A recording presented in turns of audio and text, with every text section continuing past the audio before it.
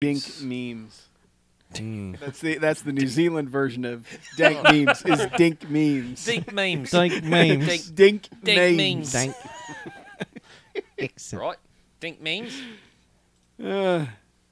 Tweet. Hey, everybody. Oh, tweet. Tweet lady. We're such fucking idiots. What? I wonder how many more people would watch this show if we didn't start every episode with the dumbest shit possible. Dink memes! Tweet! Hey, man. Look, there is way worse shit on YouTube. Oh, Yeah. sure. Just because we here posting dink memes. Dink memes Dink memes. on the internet. Brilliant accents. People are like, who are these Aussie blokes? We have an hour of iced tea impressions ahead of us, and we're wasting it on fucking New Zealand accents. It's not the time for that. It's time for dink memes. Yes. Too much. Too New much. New Zealand iced New tea. Zealand iced There we tea. go. Oh, I had one of those. It was delicious. It's way stronger than a Long Island New iced tea. Zealand iced tea. Man. Woo! We are back. Oh, I have- shit. So Oh, we should boy. probably note, if people are looking for the 450 live stream, this is for the far future. Someone's just like marathoning. Where is it? We didn't put 450 out. No. No. Because first it was Bumblebee spoilers, and then we didn't want to spoil the Golden Jocks. Yeah. We kind of liked the process of surprise. It was fun. So go download the episode. Was it? It was. Just go to That's the BMFcast.com, download the episode, have Yeah. fun. That's right. Have fun. That's the most important thing. Have fun. Have fun. Just have fun. Have fun. Yeah, you know, do what you can. Right. That's what life's about. Yeah. Funnin'. Is it?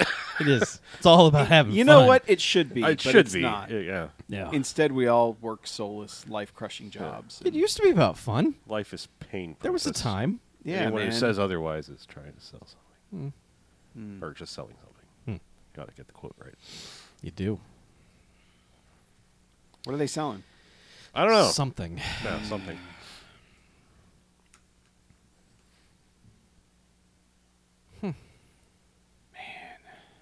Man, oh man. Not a lot going on in that Wikipedia page for this one. No, Not a big motion Yeah. picture. The disambiguation not working out well. Yeah. The disambiguation page on Judgment Day is It's a longer long than page than the page for Judgment Day. than the page for Judgment Day. Oh man. Whoa. Who's? What happened? There's some crackling. Who's staticking? Is it static? Oh, I thought you were rubbing. You look like you were rubbing your beard on. I was it. not. No. I was not. And you're not. I mean, unless it's gotten so long, it's just a distance thing I'm not aware of yet. Yeah. Oh, he did apparently fuck everything up by moving mics around. Yeah. Yeah. Something. I do hear that. Doesn't sound like cell phone static. We should check our connections. Yeah. We're the ones that moved our mics around. Check your connection. Check your connection. Check your Tell us about the airfield. Oh. Hey. Oh my God! You just blew my ears. Ah! El Golden Thief. Oh no. Deep. Golden Thief. Deep memes. Oh man. I think your Crackle's gone. Dink. We did not watch memes. this movie on Crackle. No, it was not on Crackle. It's on Crackle. No, No. It's not. Oh. Something's on Crackle. there's something Oh, crackling. you know what? I think it might be my. I think maybe my tube thing might be going bad. Yeah, yours is Got a little yellow. flash to it. Well, that and the low cut just keeps coming on and off. Uh oh. Oh shit. You done broke? Oh. Ooh, that's a fun sound. Ah. Don't do that. We just launched the news. Where's the thing? Would you like me to plug it in? No, you found the hole. I found the hole. I was gonna find the hole for you, but Hello, caller. Can Ooh, caller, yeah, lots can you of turn things on the lit up radio? On your, on Check your it. amp Check. there. Check. Low cut. Yeah, why are my things lit Low up? You cut. got 3 bars. Hello? Low cut. Ooh, wait. You want to Caller? turn the knobs a little bit? See if Just, got a loose knob. Twist the knobs. fiddle your twiddles. Twist. Wait, Ah. A couple of those are like half on, aren't that's they? what I mean. Like the Phantom Power one and the low cut just keep coming on even though they're not on. Do this. Unplug it Uh-huh. and twiddle those those buttons. Yeah, because give- you don't want to fire up phantom power. Yeah, No, give I him a know. good rub. I'm just going to do this just in case, too. You know, phase reverse it. Well, that way you're not going to hear me unplug it either. Yeah, appreciate you. Oh, actually, well. Yeah, yeah. I'm still I heard that phase reversed. Yeah. in my ears. So this is why you guys should Low never cut. switch mics. Low cut. Low cut. I think I like low cut better. On. I think I Low sound cut. better with low cut on. They look better with low cut on. Yeah. I heard that. Yes. Finally. Jacksonville's you got things. Oh, good. Now I'm up. Hello? You're unplugged. You have to plug your dangling. Which of us works in IT again? Fuck off. I like that I've been advising people on podcast equipment and Hello. stuff for the last like 3 or 4 days. Really? Yeah. All I do is I'm like, ask Harlow what we use. Sorry, man. We have microphones and they go into these tube amp things. It's amazing that I'm even here right now. I've been running a fever the last few days.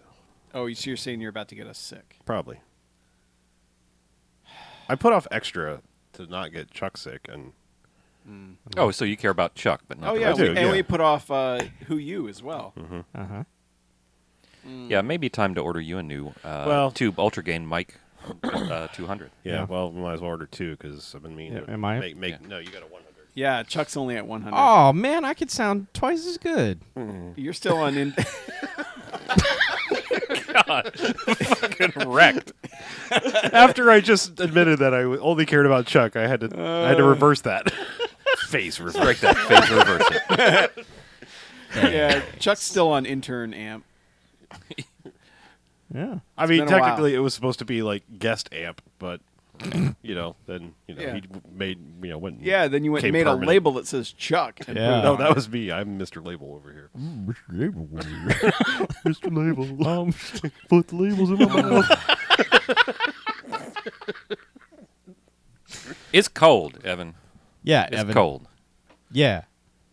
It's cold in the studio until we heat it up with all So of our cold hot. and Yeah, deep. I'm just preparing for second half. I'm a little chilly now, but I'll be good in 20 Li- Yeah, minutes. I'm little already chilly. feeling a Little little chill. warm. a little Little chill. chill. A little warm. I would rather disrobe than be cold until it warms up. Yeah, Okay. I hear you. Personally. Well, Word. go for it. you need to get to that disrobe Later, son. once it gets I- hot. I'm waiting for it to get hot. Heat up. I have no patience for foreplay. Just dive right in. Just jump in dry. Her. No. Take off all your clothes. Getting so hot. I'm gonna take my clothes off. Have you heard that song before, Chuck? Yes, I have. Really? Really? Yes. So you've heard that, but you had not heard Hey Ya. Correct. Still have Liar. not heard Hey Ya. You're an Liar. enigma, my You're friend. such a liar. You're a fucking Yeah, you mystery. said urine. Such a liar. If it wouldn't get us flagged, I would play Hey Ya right now, and you'd be like, "Oh, that song." Nope. Yeah, you would. Nope. I would sit here for a minute and a half and go, I don't know what this is. No, you would, because we've given you enough shit about it and you've heard it enough times. Yes, you have. Nope. Yes, you have. It's been on like 30 times in the car or something. We'd be like, hey, What- Chuck, Do you this know is this that song song? that you don't know. Still couldn't pick it out of a lineup. What was the other one that he claimed he hadn't heard Oh, I don't know. that we gave you shit about? I think it was just Hey Ya. I don't think there's another one too. Yeah. How did the whole Shake It Off thing happen? Oh, I haven't heard that. Oh, yeah, I think that was one too. I was basically I was like just saying the lyrics normally, Yeah. and he was like, "I don't know what you're talking about." It's true. It's a little bonus BS Yeah. trivia for people. Right. Remember that show? Which you can get if you subscribe to our Patreon. Yep. I mean, you can get past episodes. There's, Man, it'll there's be in not the- gonna be more. Way been a deep, couple. way deep in the Huh? archives. I put a couple up there. You Yeah. did? Of some extraneous bits. Oh, okay. Like, we were talking about my jacking it stream. Oh, that was Yeah. bonus BS. Yeah, that was some Yakking bonus it. BS. I enjoyed that. Yeah. I was not here for that original conversation. Yeah, I think I that- would have contributed. I think it started on I an enjoy extra. talking about jacking. Okay. Yeah. All right. You would have contributed. Yeah, I like talking about jacking. So we should do a jacking cast. Yeah. yeah. Of course. What do we call it? Jacking it. What else are we going to call it? I don't know. Live stream. There you go. So, 9:45. All right. Yeah. We should probably get rolling. We Right. should judge this day. Yeah. I've judged it, and whatever. What- It's a thing. It has been deemed. Right. Eh. Let's podcast.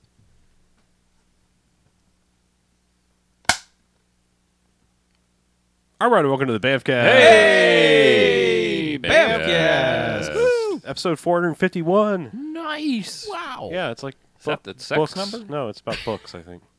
Oh. No, that's how Oh. hot it is in the studio. Oh. No, not yet. It will be. It's going to be. Yeah. So I'm Harlow. I'm Mackie. I'm BJ. I'm Chuck. And what we do each and every episode of this here BMFcast is we go and we watch ourselves a quote-unquote bad movie. Then we come in here and talk about it for the first half. After that, we rate them. Good bad movies, enjoyable bad movies. They get 1 to 5 jocks and robot jocks. Robot Jocks. It's pretty Robot good. Jocks is good. However, there are bad movies. They get a negative sliding scale, 1 to 5 bags, as in giant bags of trash. Boo. Garbage, even if melodic. Refuse. Sack them up and haul them out. Throw them out. Yeah. So, Yeah. I mean, excluding our kind of strange and unusual episode 450, Sure. which was kind of half spoil cast, half golden jocks. Yeah. It was a very It's a special weird episode. hybrid. Technically, our next proper We're- episode following Judgment Night must surely be Judgment Day. And so here we are talking about 1999's Judgment Day. Welcome to Judguary. No. It's a There's a Vanuary it's a tie-in. Vanuary thing. Yeah, it is. Do you want to give us a plot synopsis? I would love for to. Judgment Day. It's very easy. Oh. Cultists, with an enigmatic leader, sees the only man capable of devising a way to stop a giant meteor from hitting the Earth. Yeah. And I mean, thus bring accurate. about Judgment Day. Right. Judgment Day. Those cultists might possibly be led by Mario Van Van. Peoples. There Mario it is. Vanuary Peoples. There it is. Yep. There's the. Oh, you mean of Rappin' Uh-huh. and Jaws the Revenge Uh-huh. and Gunman Yeah. and Solo Right? and Last Resort from BMFcast Extra. I do, yeah. That's who I mean. Yeah. This one has a very long list of BMFcast alums. Yeah, might as well just jump Yeah. the rest of the way in. First up, the director, John Terlesky. Uh-huh. We haven't seen anything he's directed. No. However, we have seen Chopping Mall and Deathstalker 2, Yes. of which he was the titular Deathstalker Yes. the second. He was the jerky Yeah. Deathstalker. Smarmy jerk face. Yeah. Yeah. Death jerk face. Yep. Exactly. Yeah. Sure. Did Deathstalker ever was the same person more than once? No. It was different person. Always everyone. different Yeah, Deathstalkers. yeah. All that death to be stalked. Yeah. It That's was- true, It yeah. took more than one man. Writer, Fred Olin Ray. Oh, what? Director of Star Slammer, Cyclone, Hollywood Chainsaw Hookers, Alienator, Dinosaur Island, and the writer of Bulletproof. Yeah. Yeah. Bulletproof. Mhm. Get it? It's Gary Busey's jumping off the thing. Worst Nightmare by Horn. Yeah. I remember oh, that, Oh, yeah. that. Yeah. that, okay. that was in Bulletproof. Okay. Huh, cool. Not the other one. The fuck is that? So anyway, Coolio's in this. What? Our patron saint? Oh, True. Redwater. No. Hold up. No. He's our caveat, our little star, like our asterisk. He's our, Okay. like the Coolio principal. I understand. Yeah. Okay. Yeah, he was in Redwater. Bad Trip. Bad Trip, recommended by a star of the movie. And Dracula 3000, Still haven't seen it. an early favorite I was going to say, episode like, of mine. we talk honestly. about the Coolio principal, but Man. Dracula 3000 is pretty fucking good. It's so great. It's so good. It's got Lyndon Ashby, who was in Prom Night, and he was also Johnny Cage in Mortal Kombat. Yeah. Yeah, he was. Yep. Prom Night, the new one, not Right. the No. original. No. Better one. I like Chuck's notes here say, Zeus. Yeah. So Nate Tiny Lister of No Holds Barred, of course. Think big, no doubt about it. Agent 00 Soul, Trespass, Hologram Man, Dracula 3000, Oh, yeah. and Santa's Sleigh. I forgot he was in Santa's Sleigh. Yeah, I forgot he was in most of those. Yeah. Max Gale from DC Cab, Susie Amos. Her notes are, Mary James Cameron never had to act again. Sure. True. This is her final film. Yeah. Yeah. She probably had to do nothing Yeah, else. she That's a went- BMFcast alum. We've all done that. We Yeah, all married she had- James Cameron, never had to work She again. went straight from Titanic to this. And Yep. it was like, all right, I'm done. Yeah.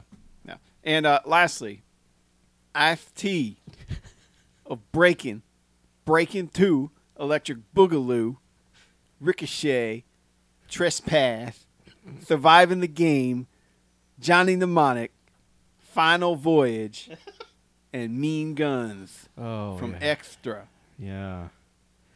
Remember Mean Guns? No. That was our final Albert Pune film. Oh, that. It was him and Lambert in a prison. Yeah. I still don't remember it. Yeah, it sucks. Yeah. So there you go. Uh-huh. Man, and that's basically like everyone you're going to see in this movie because... Well, don't forget about Dick. We did uncover Dick. Huh? The that's right, Dick. cardigan Special man. guest appearance by Dick. Yeah. Dick, who was in Terminal Error, Yeah. was our favorite character, the sarcastic voice box guy. Oh yeah, that guy. Yeah. Sarcastic voice box. Sarcastic voice box. It's true, isn't it? Yeah. Yes. That's going to be my nerdcore rap name. Yeah. But he was the paralyzed guy who kept using the speak and spell to be indignant towards other He would characters. type 4 keys and an entire paragraph of dialogue would Yeah. come out of that machine. He just had hotkeys. Go fuck yourself. F5. That does make sense, yeah. Yeah. Yeah. So thank you for reminding me. You're welcome. Never. Yeah, he was Dick. I gotta always give you a chance. His character was Dick in this movie. In case you're not following the, what about Dick? Nah, he's Yeah, just he was a scientist dude with a cardigan named Dick, and But one general really loved to point out that his name was Dick. Yeah, but he was set up to be, the film's villain-ish, and turns out it wasn't. He was a red herring. Did they really try that hard to set him up as a villain? Oh yeah, he was he was going to be the mole, Sure. but yet they kept him there. I think that fucking general tried real hard to set him up Sure. as the villain. Yeah. The movie was like, eh. Oh, the movie doesn't commit to anything. Yeah. I mean, I guess we should kind of talk about the movie. Okay, sure. Sure. So, I mean, the credits are over a way too close zoom in on a TV screen. You know, like So a cautious, old you can see CRT. pixels.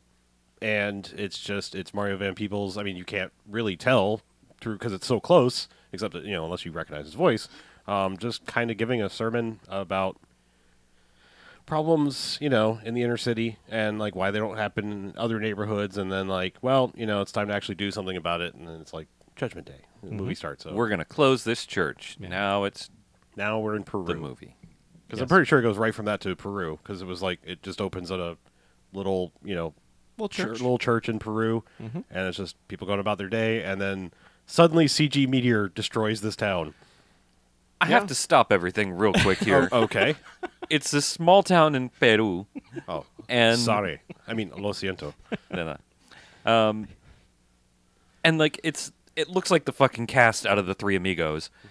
It looks like the town from the Three Amigos. And there's this dude in the background wearing like a fucking just the whitest dude ever, wearing like a knit hat and a red sweater or something, and he just man, this guy, it's like an intern accidentally walked onto the set when they were filming this. It was so... It's weird on top of that because everyone almost looks like they're in period dress clothes, too. Like, Right, it doesn't yeah, look like exactly, modern yeah. It's times. the 1930s Peru. Right.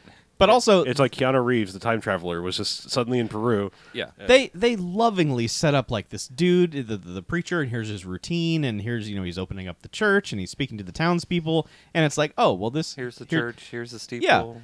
And you're like, okay, well, obviously this is going to be one of our main characters, and then no, bad CG meteor shows up and obliterates this little village. Hello, my name is Bad CG Meteor. You did not pay... He's Russian. You did not pay your protection money, little Peruvian town. Goodbye. You explode. Yeah. Yeah. So right to the... What were they called? Like the DIA? Like the Defense Initiative? Defense Intelligence Agency. Agency. yeah, or something something like that doesn't exist. Yeah, and there's like Space Force. Yeah, Yeah. Space Force basically is like, well, Peru that town in Peru is gone. Yeah. and 100% they're like, lost. well, why didn't our like space net like catch that? And they're like, it was too big, it was too little. Like we wouldn't have caught it anyway. Yeah. We only had like 3 minutes of warning. Yeah. Couldn't have done anything about it anyway. But they're real quick and just like, look, that's not the issue. Yeah. The issue is the 26-kilometer giant piece of rock that's coming straight for us. oh yeah, Armageddon. Mm-hmm.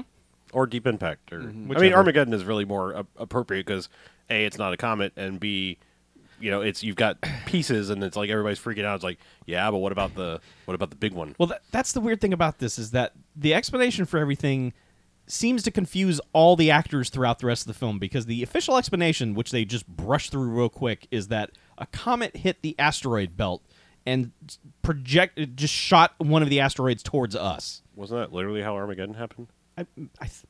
No. Or was it two asteroids? Like something happened. Something hit the asteroid belt and dragged one of the asteroids into us. But I don't remember. All I know is they required a deep core driller. Yeah, Sure. They have to drill. Sure. But like, so throughout this, like, people will say comet, people will say asteroid, people will just say whatever. I mean, Ice-T's the only one that says comet after they're like, comet hit an asteroid. And he's just like, comet. comet. I don't know. It's a thing. It's the first thing Ice-T. Whatever is the first thing you tell Ice-T, that's what he remembers. Anything after that is just He likes things clean. He's thinking about comet. yeah, scrubbing. But yeah, so it's like, get the plans in place, and that's when they argue about, well, we have Linebacker. we have linebacker who was developed by Dick the cardigan wearing guy, the scientist guy, who was the president's college roommate. Yeah, we find out later that the reason why he won out over this other guy is because he was the president's college roommate, and that's why he won the defense contract. Yeah. And everyone's like, that shit ain't gonna work, because it's basically just a rocket with a bunch of nukes loaded on the side, and just like Armageddon, they're like, yeah, it's just gonna explode on the surface. You know, there's like, it's space. There's nothing forcing it into the comet. It's just gonna explode all around it. Yep, and the comet and the thing's just going to And keep coming. and the other one, the one that they didn't use, is now this guy's a college professor, and he developed a system called the Thor, Thor system or something like that, and it's like dark matter based, Antimatter. antimatter. Yeah. Oh, sorry. Okay. But yeah, We ain't got no dark matter. we ain't got no antimatter either. I mean, not that we've Well, just not anymore. We harnessed- used it at the end of this to blow up the thing. True. Yeah, we wouldn't be here if it weren't for Thor. Right. Yeah. Yeah, but So it's like they're- the Thor initiative or the something. So they're like, we've got this system, but we don't know how to turn it on. Get the guy who invented it. yeah, because we rejected it, so we don't have. But he the built it key. anyway, apparently. Yeah, it exists. It's Like, ready to He go. didn't win the defense contract, but we still let him fuck around with antimatter and build a thing.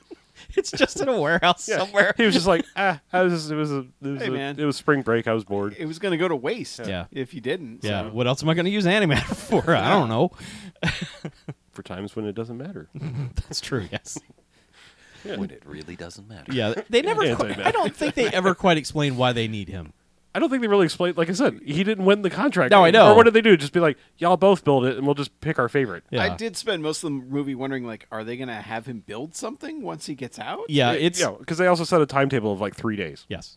So It'll they- be here in 4. We need him in 3 because Yeah. you know. So they send some goons, government goons, to go get him, and he, like I said, he's just teaching at a college. Yeah. And Hottie McTeacher assistant comes in. yeah, and she's just like, I'm going to be your TA now, or here's my TNA. Yeah. Yeah. It's TNA. And then they're like, okay, well, we're government people, so come with us. And he's Right. like, I don't want to. You fired me. And he's like, well, come anyway. And he's all right. That's pretty much how it goes. Yes. And they get him in the car, and it turns out Hottie McTA lady and some other dude. Well, it turns out it's Mario Van Peebles. Mario Van yeah. Peebles. Yeah, Who is playing Thomas Paine. he is. Yeah, he's a man of common sense. Reverend Thomas Paine. But yeah, All the names in this are like right out of fucking Bungie Halo bullshit. Everything, just Thor and Linebacker and Pain and everyone has a real simple name, but I was gonna say, honestly, the 2 satellite things make sense. I mean, the Linebacker's not a bad name. Linebacker makes sense. It's like it's gonna block or it's gonna tackle a giant asteroid. It makes sense. It's like it does. it's dumb, but it's like I mean, the only thing I have a problem with is like, you really gonna tell me that Dick Cardigan is gonna name something linebacker? That's the only thing. It's like, Yeah, no. that guy's like never watched a minute of football in his life. No, and Linebacker's probably dunked his head in a toilet. I was all going to say, through college. he named it linebacker because it crushed everything that he couldn't in college. Oh, nice. Crushed it. But yeah. So they shoot the government guys and take the scientist. They do, yeah. It's weird because Mario Van Peebles has what we would typically consider to be Ice-T hair in this. Because you first see him putting a ticket on the car. You see him from the back, and we're like, oh, there's Ice-T. Why is he writing that guy a ticket? Like, is he going to be like a meter reader who gets swept up in this bullshit? I was really hoping for That that, would to be be great. honest. Yeah. Yeah. So They call it don't speed. So it was funny at the end when the two of them end up fighting each other. It was just like, is this a battle for who gets the take the wig home for the next movie? Give me back my surviving the game hair. Well, they also, for half a second I thought they were going to be brothers, And I mean, not because like everyone's like brother this, brother that. Right. For everybody, it was like something about your family and all this. It was like, oh, okay, so long lost brother went crazy, but no, not at all. They give Mario Van Peebles 100 different backstories. It is so confusing to figure out because he's like special forces who then went Army rogue Ranger. and was like shaking down every criminal in L.A. and scared them all to death. And then he decided to stop doing that, and then all the criminals bubbled back up again. And yeah, he has so many backstories. But so they kidnap Thor guy, Johnny Cage, and then there's a police chase because immediately the cops are just because they're gunshots. Because fucking Jimmy Olsen was there interviewing him and has taken a bunch of photographs of this supposed thing that went down, Which means nothing because they show them to the army dudes, and the army dudes are like, "Oh, it's Mario Van Peebles." okay, We get Susie Amos because she knows more about him. But anyway, so there's a car chase with some good stunting in it that ends with Mario Van Peebles grenade launching a police car, which then launches the two cops. Oh, man. They just spring launch these Those cops are like jumping off trampolines. Yeah. I'm pretty as that sure I've explosion goes seen off. that clip for some reason. Yeah. It has probably been used in other things because everything in this, as goofy as a lot of it is unique to this film. Yeah. But being in the universe of Fred Olin Ray, Yeah. you know this shit got chopped up and spread out over 900 other movies. Yeah, because I mean, I feel like I've seen that the two cops jumping or being springboarded away from the explosion somewhere else. You probably have. Yeah. I don't doubt It it. has probably been reused Probably. many a time. But yeah, so we were like, all right, that's cool. I do like that the one cop calls it out. He's like, Grenade "Hey, launcher. he's got a grenade launcher." like not just like dive, get out of the way. He's like, he's got a grenade launcher. Yeah. Not things you say when a grenade launcher is being pointed at you, but also prior to this, because like they dropped Johnny Cage in the car, and he's not awake for any of this because they immediately produce a syringe, and are going to knock him out with whatever stuff. But he's like, it's so good because he's like, no, I don't want to go to sleep, and he does. No, like me. So he wasn't even awake for all of this Yeah, stunting. he missed all of it. But yeah, so they've got him, and they've got him in their religious compound and guards and guns and all of your typical Waco bullshit. Yeah. I guess my thing about them doing this is, why not just kill him? It does. They had no problem killing dozens of other people. Sure. I mean, yeah, their point is like, hey, somehow they know this is the one guy that can turn the one system on that's actually going to work. Well, because there's a mole in the Space Defense Force. Sure, but I mean, again, like if they believe this is the one guy that can turn the thing on that will stop their prophecy, then Well, because they Nail also 'em. explain there's a secret society amongst intelligence officials of this new order of fuck the Earth, and it's some fucking cult that's It's a doomsday but, cult. but Yeah. yeah, he's right. They should have just killed him because that would have stopped the plan. Yeah, it doesn't make any sense because they just take him back to the compound, Yeah. put him in a jail cell, and Yes. it's just like, you're going to stay here and wait to die with the rest of us. Yeah.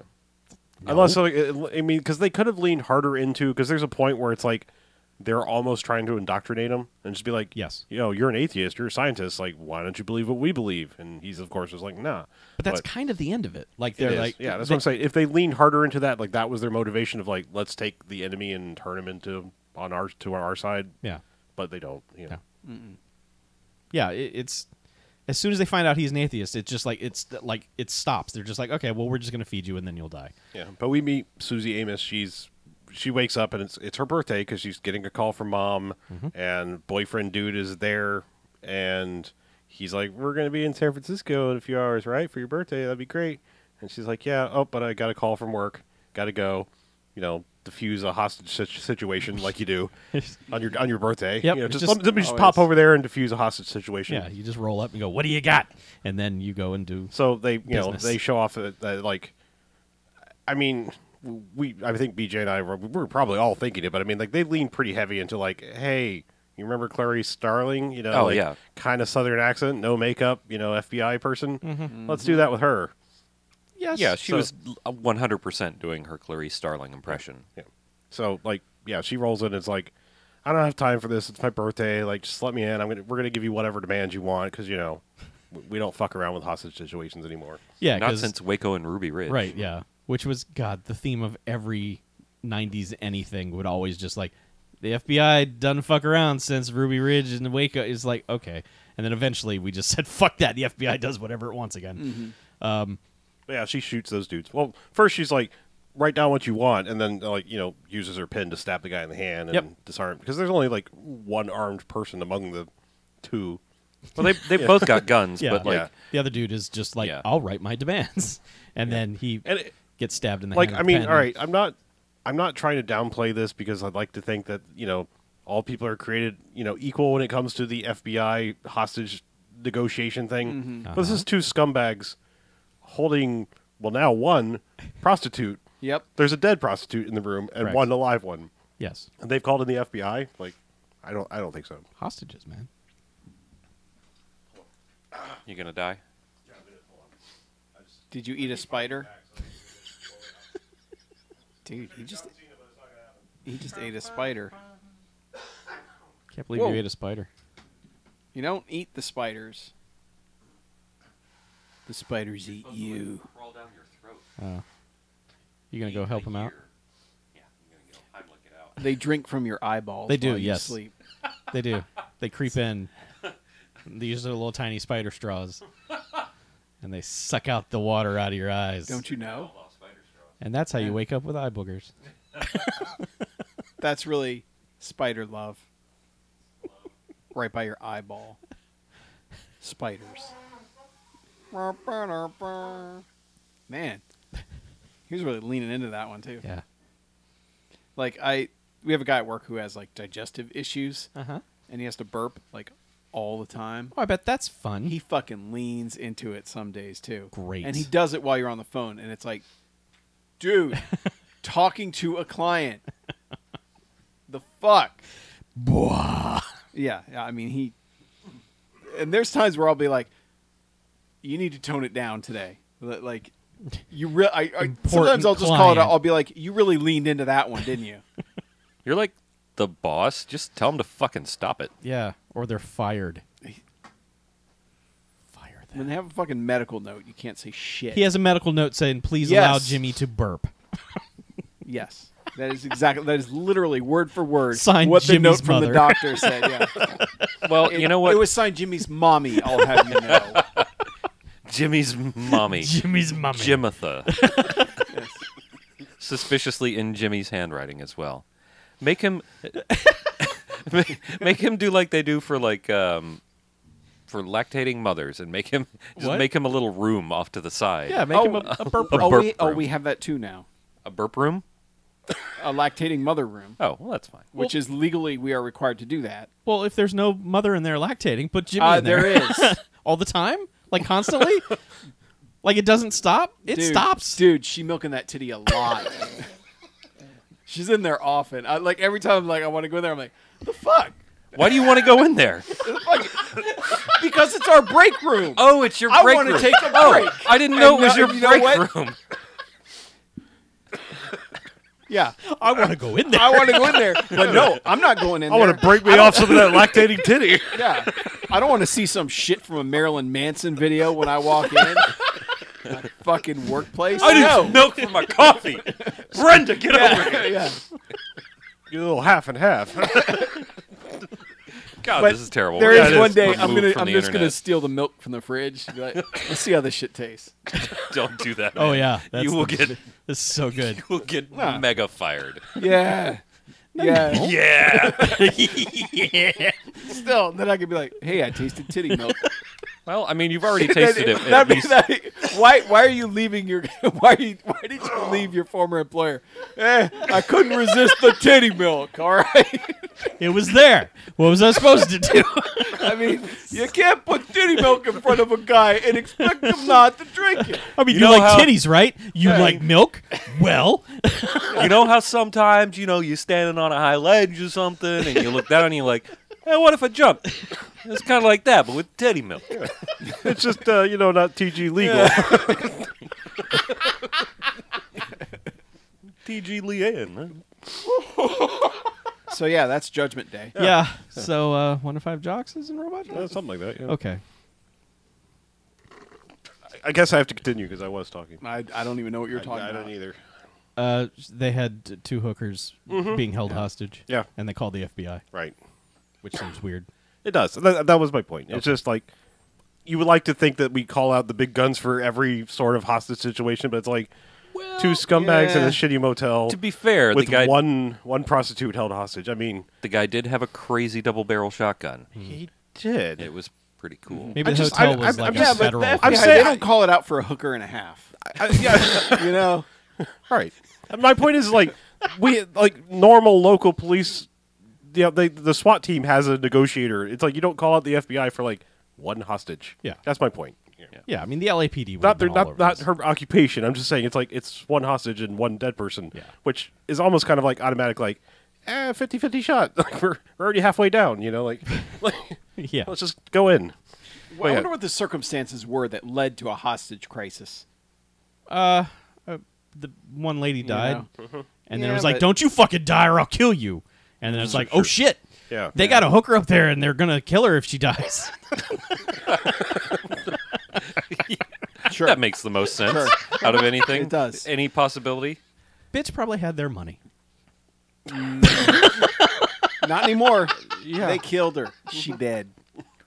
Well, yeah, that one did. The second hooker lived, though. She did. And Sixhead goes along her day, or whatever. Well, no, Max Gale shows up, and he's like, Oh, that's right. "Great work here. Listen, just like Man, I really wish Robert Forster would have been in that role. that would have been a good role for him." Yeah. But he was high and mighty at this point. But they they paint some backstory of like, yeah, you tried to get Payne one time, and he got off through the legal system or whatever. He It's twisted the legal what system. it's like. We tell you could do whatever you want. She's Yeah. like, well, yeah.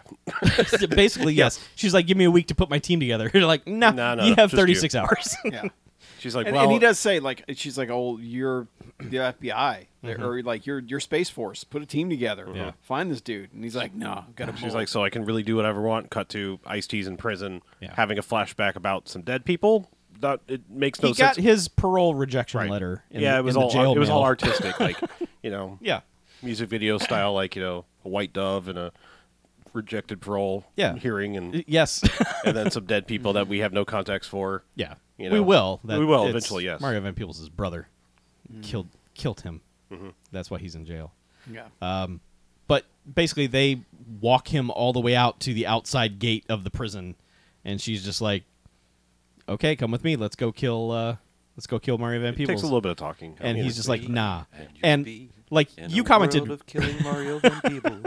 like you commented right away, he is above and beyond Ice-T.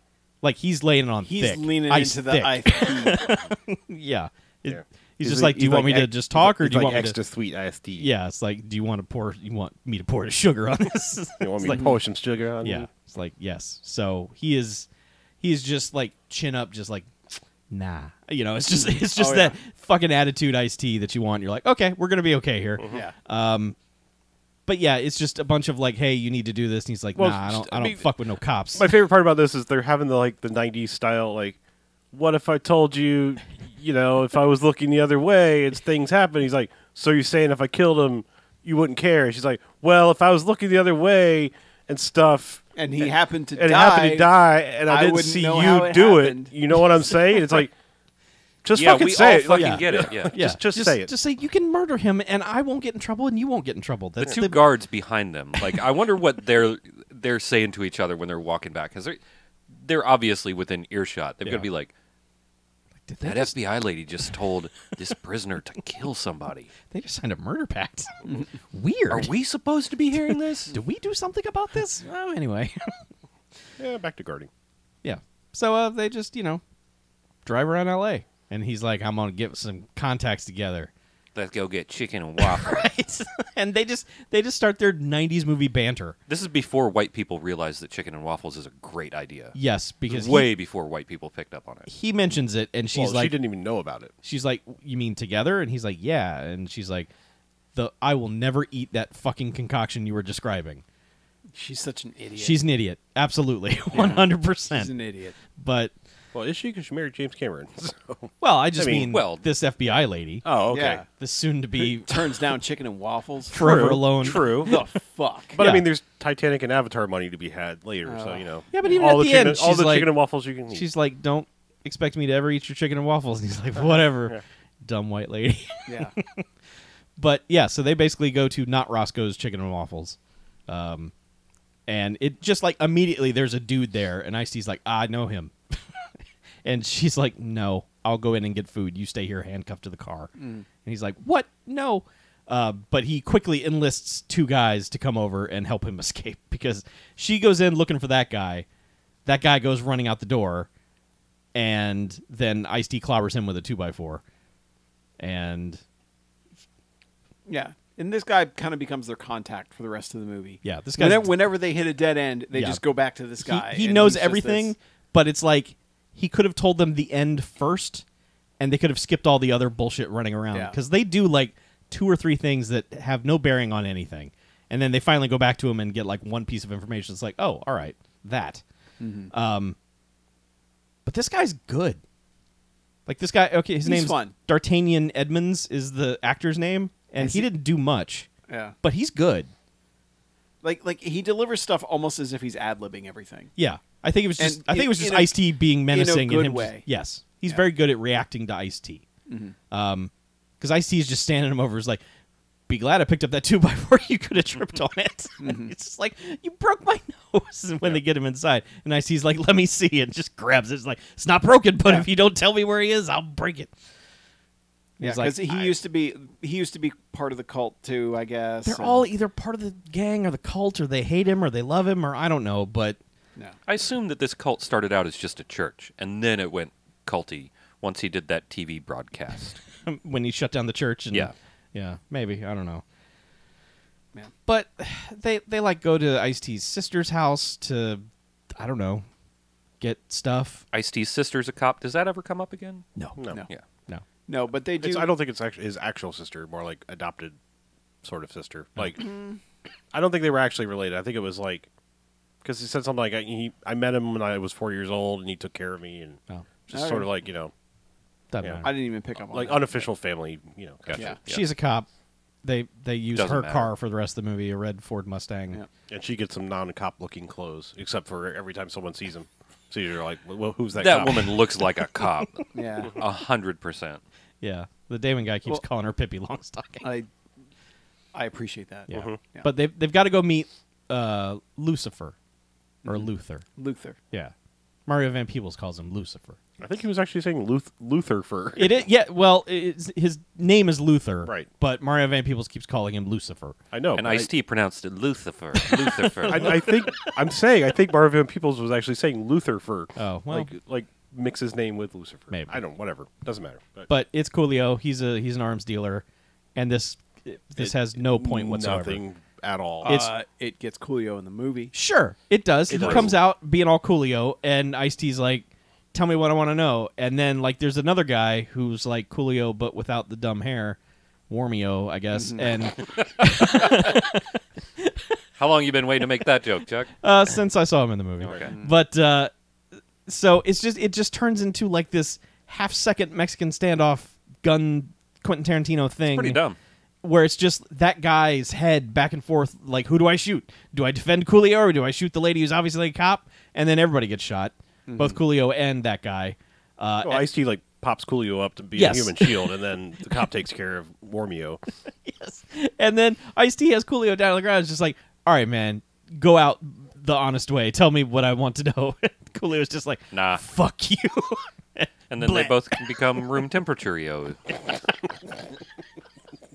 Yeah. Yep. The end for Coolio. So that went nowhere. Yeah. Yeah. So pointless. They just go back to Damon, who's got a chick with him in a hot tub, trying to get her to go down on him under the water. And she's like, "No, I heard someone died in Australia This is like doing their that." attempt at one of those Pulp Fiction type scenes. Exactly. Yeah. Because it's the 90s. Yeah. And then And this whole thing, like, I'll just note it now. This whole thing, like, it came out in 99, but it feels like it's like 92, 93, 94. Like, Yeah, the filmmaking techniques and everything, and, like, the there's, like, this swoosh. part of it, like the filmmaking is very normal. It's not shaky cam or stupid cutting or anything like that. It really kind of feels like 2000s TV to me. Yeah. For some reason. Like some some sort of of the way that it's... gritty Fox show, like New York Undercover. Well, I think Yeah. it's because Deathstalker went on to direct a whole lot of television. Yeah. Yeah. He made like 2 movies and then every fucking episode of a television show you can think of. But Ice-T just shows up and shoots the hot tub that they're in. You know, No, actually, Ice-T it doesn't was- shoot. it was- It's yeah. Fivehead that shoots. Yeah. Or at least it's getting down to a normal size. Yeah, sure. It's shrinking. If we're taking a cough break, I'm sorry. Hold that in. Lo siento. Yeah, Damon was going for a weapon. Yeah, and then she shot the hot tub. Fivehead puts 3 shots in the hot tub. Yeah. And then Ice-T threatens to shoot him in the dick. Yep. And he says, "Get that gun away from my beef," or something like that. Yes. He's like, "Hey, man." Yeah, don't and point then that at later my on, beef." he's like, "I see you aiming at the left ball. All right." I'll tell you what we don't want to know. Basically, he's just like, I need some connection. Someone that can tell me where pain is. And it's like, okay, this lady, she lives in a trailer. Yeah, she There's got no out. She address. survived. It's just, you go They thought see she her. was dead. Yeah. She came out of the coma. Mm-hmm. She's hiding out in a trailer. Yeah. So they go to see her. Yeah.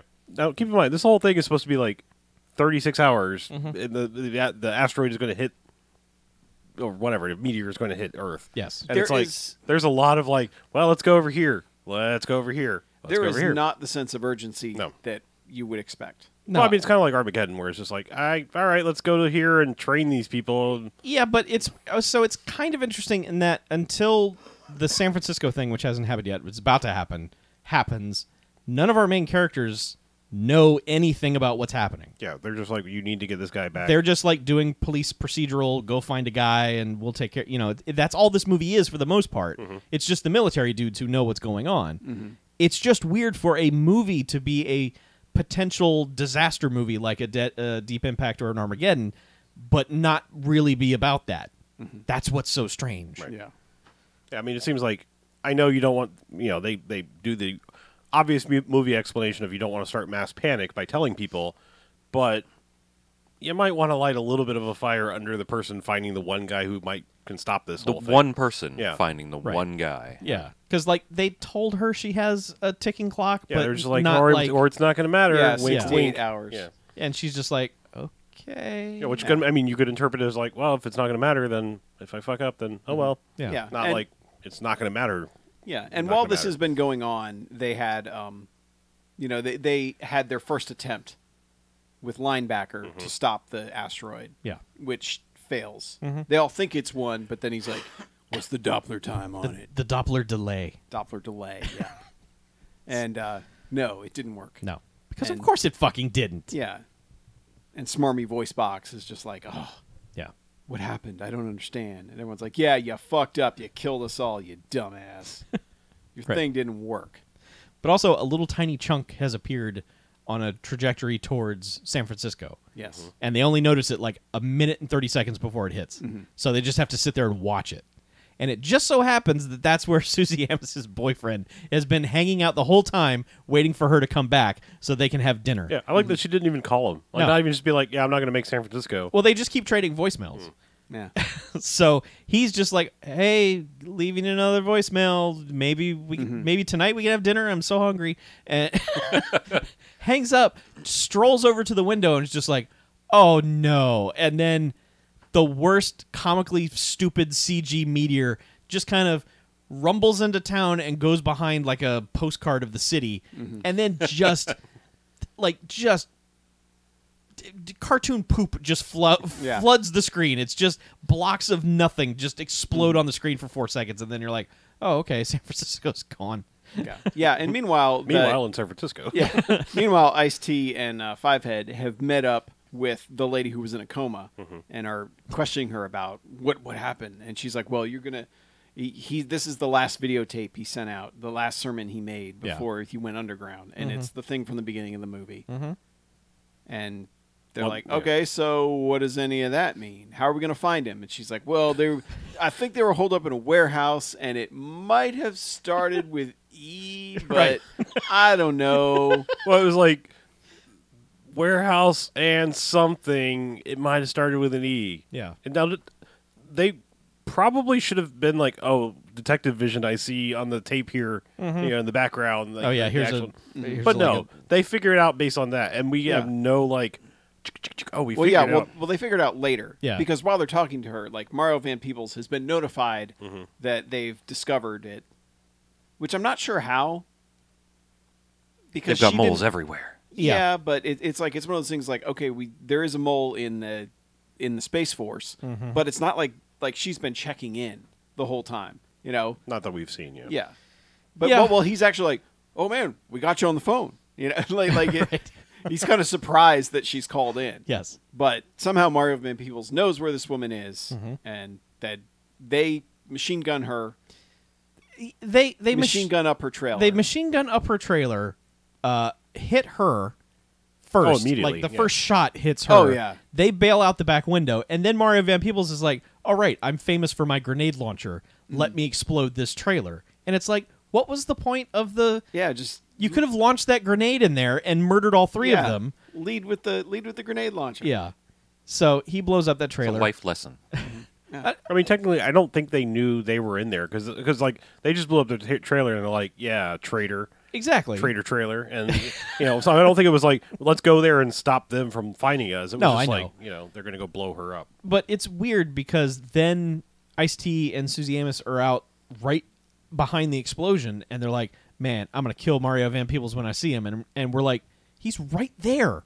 Yeah. He's 20 paces away from you. You have guns. Like you could end this. Like you're not armed, and you could just get the drop on them right now." But no, it's just like let them go away, and then. During while they were inside talking to her, they had a little earthquake. Yeah, which wasn't an earthquake; it was San Francisco getting annihilated. Yep. Because when they leave, Ice-T immediately turns on the car radio, and it's just news reports of the fucking devastation. Like there's a helicopter pilot trying to do the news, and he's just like, "I can't. No more questions. I have to go. Everything's just a black scorch mark. Everything's gone." And the DJ's like, "But wait, I have to ask." And he's just like, "Well, he's gone. We can't ask him anything." So, yeah. She's immediately like calls the general and is just like, "The fuck? Why didn't you tell me about Calling him this?" for car insurance? Yes, she had to get a little CG man into the movie. Actually, I was gonna say, I think maybe the same CG people worked Probably on that as the the virtual MC squared digital people. Yeah. Which I will go ahead and make the joke, because when that came up in the credits that the computer graphics were done by E = MC squared, I was like, well, they were relatively garbage. Science. Ha. But yeah, she calls the general and is just like, "The fuck? Why didn't you tell me about this?" And he's like, "Well, yeah." And she's like, "Ah." And she's like, "Why didn't you tell people?" He's like, "To do what?" What? So they'd all fucking panic? Well, also, he just lays on, like, we couldn't have even stopped that. Like, that thing was Yeah. tiny. Like, the thing we're worried about is, 1,000 times bigger than that. It's what we call a global killer. Yeah.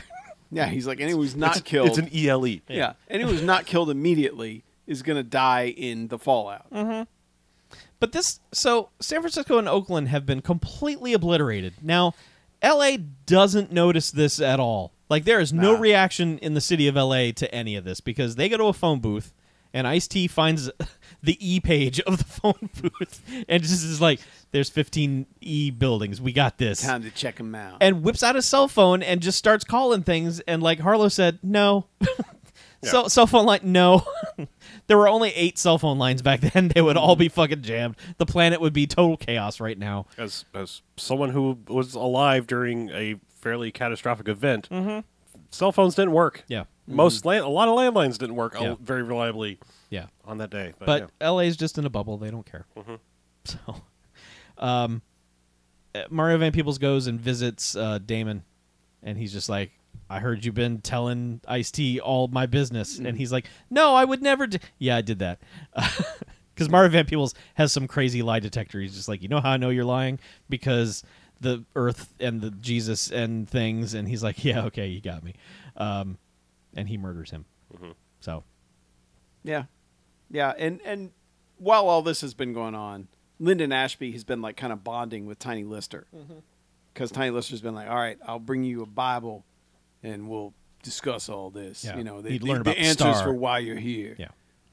And eventually, they tell him, okay, he tells him, "Oh, it's in Revelations, read it." And then he's like, "Wait, so what?" And then this is when it finally dawns on him. He's like, "Oh, fuck, are you serious?" It's like, wait, they The need me Earth's gonna for blow up? my Thor thing that is finished in a warehouse. They just need me to tell them the 4-digit code or whatever. Yeah, how to use it. I like that they get in this You like couldn't figure out a 4-digit code. they get in this like dime store like break the robot logic Yes. battle of, well, if God made this, why would he want to destroy it? And he's like, well, because he did it once before with water, now it's going to be fire. And he's like, yeah, but if God created all of us, he created me, and he put the thought of how to destroy the thing in my head. So isn't that also God's will, huh? Checkmate. Yeah. And Zeus is like, Yeah. I think he's actually buying it, but that's when, Mario Van Peebles does the I'm standing in the doorway listening thing. Like, yeah. Brother Clarence, what's this bullshit? Don't leave your gun out in the hallway. Someone's going to get hurt. Get out of here. and that's kind of the end of that. Yeah. And then, because they had a working cell phone. Leads into the last act. They had a working cell phone in the middle of a national disaster. They found the E building. They're just like, this is it. They just cut to them parked outside. This is it. It's like, the fuck? Yeah, and they're just... They didn't want to waste time with a montage. Come on. But they're just... Montage of Ice-T on the phone going, hey, what kind of warehouse are you? You got Mario Van Peebles in there? What kind of logistics do you have and stuff? Like, do you accept pods? You got cults in there? Nah? No, All no right. cults? All right. That ain't it. So anyway, they're right there. And they're also like right there to where they're just inside. And yeah, they just get caught by hottie Mario Van teacher. Peebles' wife and Zeus. And Zeus is like, go get Mario Van Peebles. I got this. And then as soon as she goes around a corner, he's like, all right, come with me. We have to go free the man and save the planet. Yes, his logic has flipped him. Mm-hmm. Yeah, so they get to him. There's one part where he's running with Ice-T, and Ice-T's like, you got a key for that lock? And he's like, yep, blah, blah, blah. Which, because they've shown up there like, hey, he was here with them at gunpoint. And then he shoots the lock, and they're like, no! Yeah. Zeus! Exactly. Yeah, and then there's not much to this. It's a lot of people getting shot. Yes. Zeus gets shot. Yeah, Zeus is like... Mario Van Peebles kills him immediately. Yeah, he's just like standing in the doorway. doorway, and then they're like, okay, well, we got his gun now, so when I do covering fire, you just take off because, the needs of the mini kind of thing. And this is when she loses perspective. Because she's like... I mean, for real, because he's like, all right, get him out of here. I'll save all you. And this is the guy who can save the world. Yeah. Literally, the world ends if you don't get this guy out. Yes. And she's basically like, I'm not leaving you, Ice-T. And he's like, nah, you got to go. And she won't. I mean, it takes her a long time to actually get this guy who, let's keep in mind, vital for the survival of literally every life on the planet. Yes. right. That why wouldn't you just be like, all right, peace. We'll come back, try and save you, maybe. Yep. Because again, it's like my pet peeve in all of these movies is it's like, if you, it doesn't matter if you save him. If you don't do this other thing, everyone dies anyway, and you've saved nothing. But no. But she gets him all the way outside, calls the Space Force people, and they're like, "Get a chopper here immediately." There's a brief thing where Johnny Cage is talking to the head of Space Force dude, and it's like. He's like, all right, you just got to calibrate the things. And he's like, I may work for Space Force, but I'm going to stop you right there. I don't know what the fuck you're talking about. Yeah. And he's like my dad when he's like, how do I email a picture? How do I send a picture? And I'm like, no email, hot dog. Yeah. So it's like, I'll start telling him. He's like, whoa, you're going way over my head here. It's so stupid. He's just like, just tell it to him when you get in the chopper. And it's like, no, patch him through now. Like, just connect the call to fucking NASA. What are you doing? Waiting for the chopper to show up. That's fucking dumb. Yeah. Get the information right now. But he's just like, all right, when the chopper shows up, you just have him call NASA. It's so much better to talk in a chopper than it is while you're just standing on the ground. Yeah, it's a lot easier. Yeah, and we should note that she eventually killed the Mario Van Peebles' wife. Yeah, she got tagged in the shoulder, which doesn't affect her in the slightest. Not even. Yeah, she can climb ladders still. At first, I was like, did she just pretend to get shot? Because it's not until like the very end when someone's like, or Ice-T is like, you got winged, But yeah, it's a movie. Nope. Nobody ever gets seriously injured. You should have some waffles with that wing. That's called the Obama at Roscoe's. All right. Yeah. But yeah, eventually Ice-T catches up with Mario Van Peebles, and they have a poorly edited fight.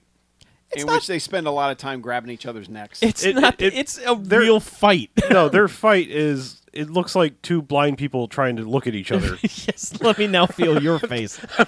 Hello. Because they're just like, I see you. And another pet peeve. They have their hands all over each other's faces, and neither of them goes for the eye gouge. No. No. I don't get it. No. For two people on a gangway thing with very close quarters, this is as good as a fight could be between them. So you're saying it's a catwalk fight? Yes, I am. Yeah. But it ends rather quickly because Ice-T is just like, I'm going to wrap this chain around your neck and push you over. Okay, now you're dead. Yeah. And then just looks at him. Doesn't say, hang in there, Mr. Twist, or anything like that. Just yeah. Doesn't even give him the, I'm watching you die thing. Like, nothing. No. But then, Susie Amos just pops up into the frame like, hey, saw you killed him. We should go. Yeah. And he's like, you got winged. All right, let's, yeah. Your nerd friend outside? Okay, great. Now you can find out if you're right about God in person. Something like that. Nothing. Please. Yeah, just... Nothing. Yeah, absolutely nothing. Did we even mention that Mario Van Peebles killed his actual family or something? That was his whole motivation. Wait, real life Mario Van Peebles? Yes. No, all right. Thomas Paine, noted philosopher Thomas Paine, killed Ice-T's entire family. Yes, because there was some there was a whole warehouse of hostages, and oh right, that story. And Mario Van Peebles was just no, fuck everything, and just blew that place up and murdered everyone, and that's what led Ice-T to go kill his brother. Right. No, it's just... It just, I mean, there's this bad blood, and then it's just all right. Yeah, not even just say hi to your brother for me. Not even hang loose. Yeah, just... Nothing. Yeah, nothing. no, absolutely nothing. Yeah. Yeah, and then then it's 29 hours later, and they're using the antimatter device. Yep. And they're getting ready to activate it, and they're coming up on it, and then the guy who's about to flip the switch suddenly has a gun to his head. Mm-hmm. And surprise! It's been the second in command to, or the assistant, or whoever it is, to. It's the squirrely-eyed guy who looks like the Dark Knight Joker guy, the cop that was on the Joker gang. I swear that actor looks almost exactly like that dude. Yeah. Yeah. It's don't ever hire someone that looks like that. Yep. Yeah. Just saying. Yep. But anyway, yeah, he's been in most of the scenes in the Space Force thing, but he's got the gun and he's like, no, I must not allow the prophecy must be fulfilled, blah blah blah. All streets that must shit. run red with the blood of the non-believers. and I just love that there are MPs there with guns trained on him that don't just fucking shoot him.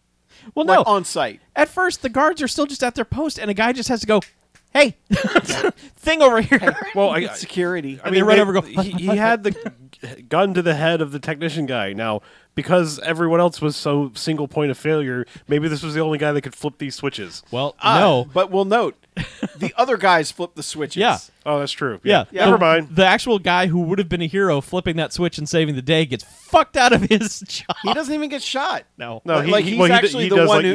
He's the one who knocks the gun away so that the other guys can blow that dude away. Yeah. He knocks the gun away and then runs or something. Yeah. Because then the generals are like, all right, we got to flip the switch. Yeah. Rah-rah. Yes, rah-rah. I think it's hoorah. Yeah. But yeah. Flip switch. Thor works. Destroys the thing. Obliterates it. There's just there's nothing left. And they're all like, hooray! It's a big Star Wars special edition explosion. Mm-hmm. Yeah, it has the ring and everything. Yeah. Yep. They're like, bye, Frost. Yep. And then Susie Amos is packing up her house. Yeah, moving to Texas. Mm-hmm. And Ice-T comes in, just There's barges enough room in for her fucking forehead out there. Jesus. God damn. Yeah. She's a perfectly nice lady. Fine. She's fine. Really, she does not look like she has a huge forehead in this movie. I checked Google Images. Did you? You're just verifying that? Is that why you keep downgrading her from 6 head to 5 head? All right, 3 head. Well, I checked Google Images because I wanted to see, head. what she looks like outside of this movie because they don't do her any favors, and it's worse out in real life. All right. She's a nice lady. I'm sure she's wonderful. She does charity work. Good. Mm-hmm. Yes. She's rich as shit. She is. She could probably come and take a shit on my house, and I wouldn't be able to do anything about it. And it wouldn't be illegal because she's rich. Okay, that but... kind of rich. Okay. I mean, if nobody's looking, then, I'm just saying, if nobody's looking, I look the other way and someone shits on your house, I'm not going to do anything about it. Where did this come from? What did she do to you? I was thinking. Well, Why no, would I was she just shit thinking on your house. What did you do to her? I called her a 5-head for an hour. I was thinking that would be her revenge for me disparaging her forehead. So she has $1 trillion, and her revenge against you is to shit on your house. Dude, I don't know what. So a little tiny Susie Amos pile of poo somewhere on your rooftop, and then she's like, boom, got him, roasted.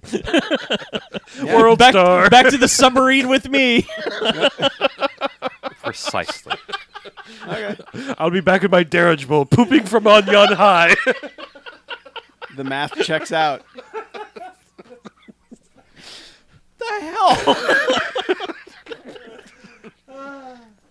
So yeah, that's Judgment Day. Yeah. Yeah, well, Ice-T gives her back her gun. Oh, yeah, we didn't yeah. even mention that there was a whole, like, oh, this is my backup gun, and give me Yeah. a gun, and whatever, gun. Yes, but he just gives it back to her in a does. box, just like, got you something. And she's like, it's my gun. He's like, yeah. And then she's like, okay, see ya. And then he just walks outside and goes to the beach. Yeah. He's like, I re-gifted it. Next year, I'm getting you a fruitcake that I don't want. I'll send it to you, Cara, Texas. Yeah. The T stands for Texas. Nice, Texas. But yeah, then he just walks out to the beach and the movie's over. Anyway, that's Judgment Day.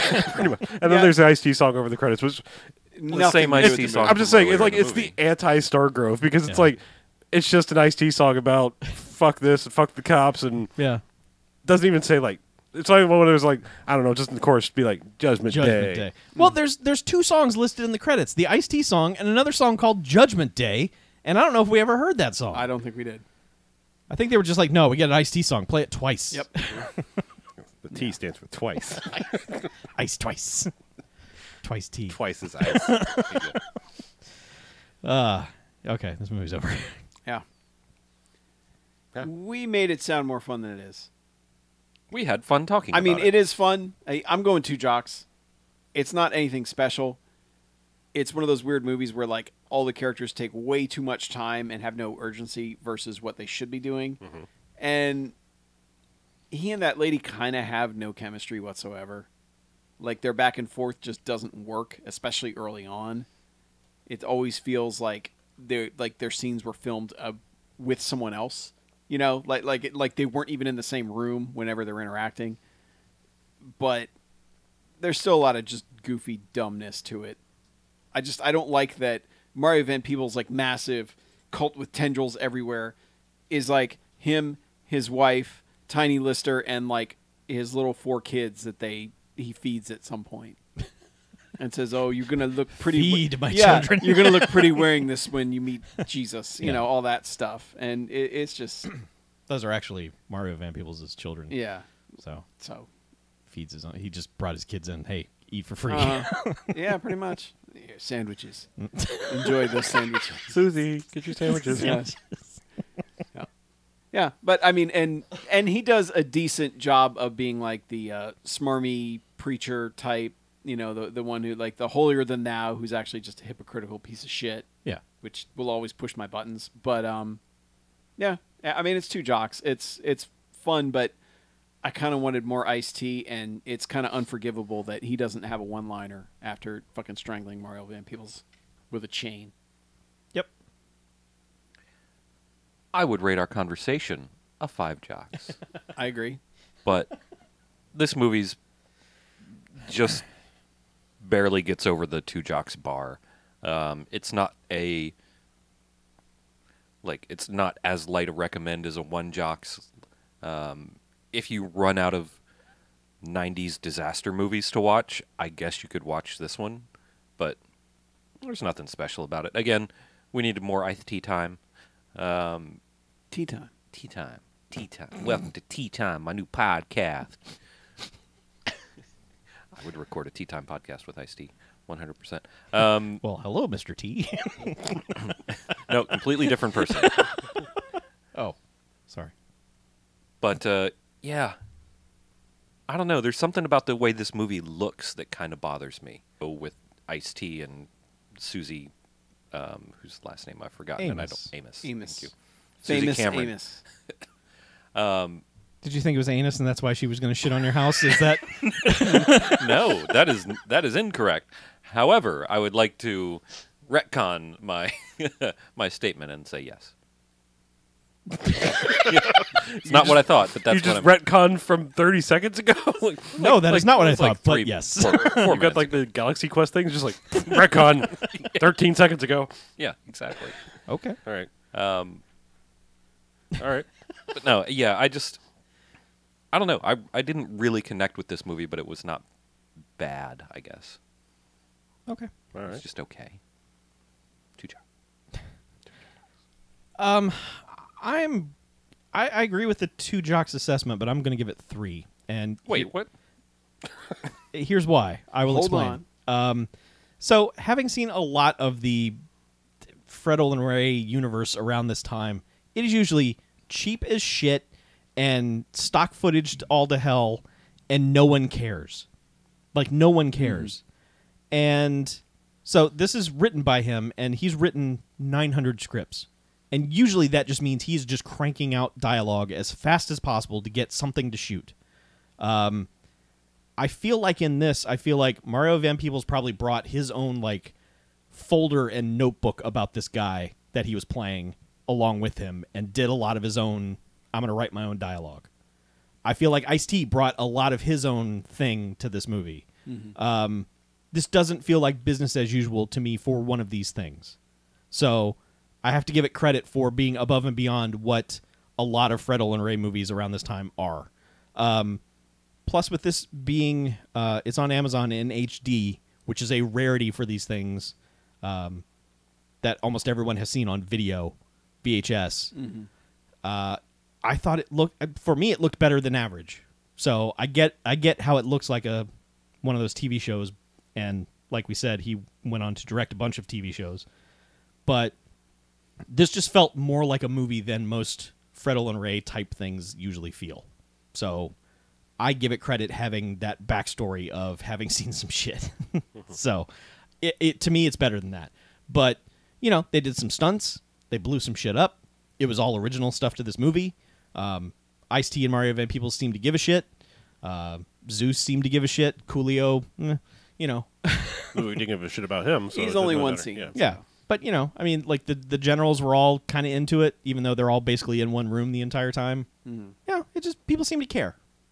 Even though the plot is goofy and tonally doesn't make any sense, the priorities are on the wrong things.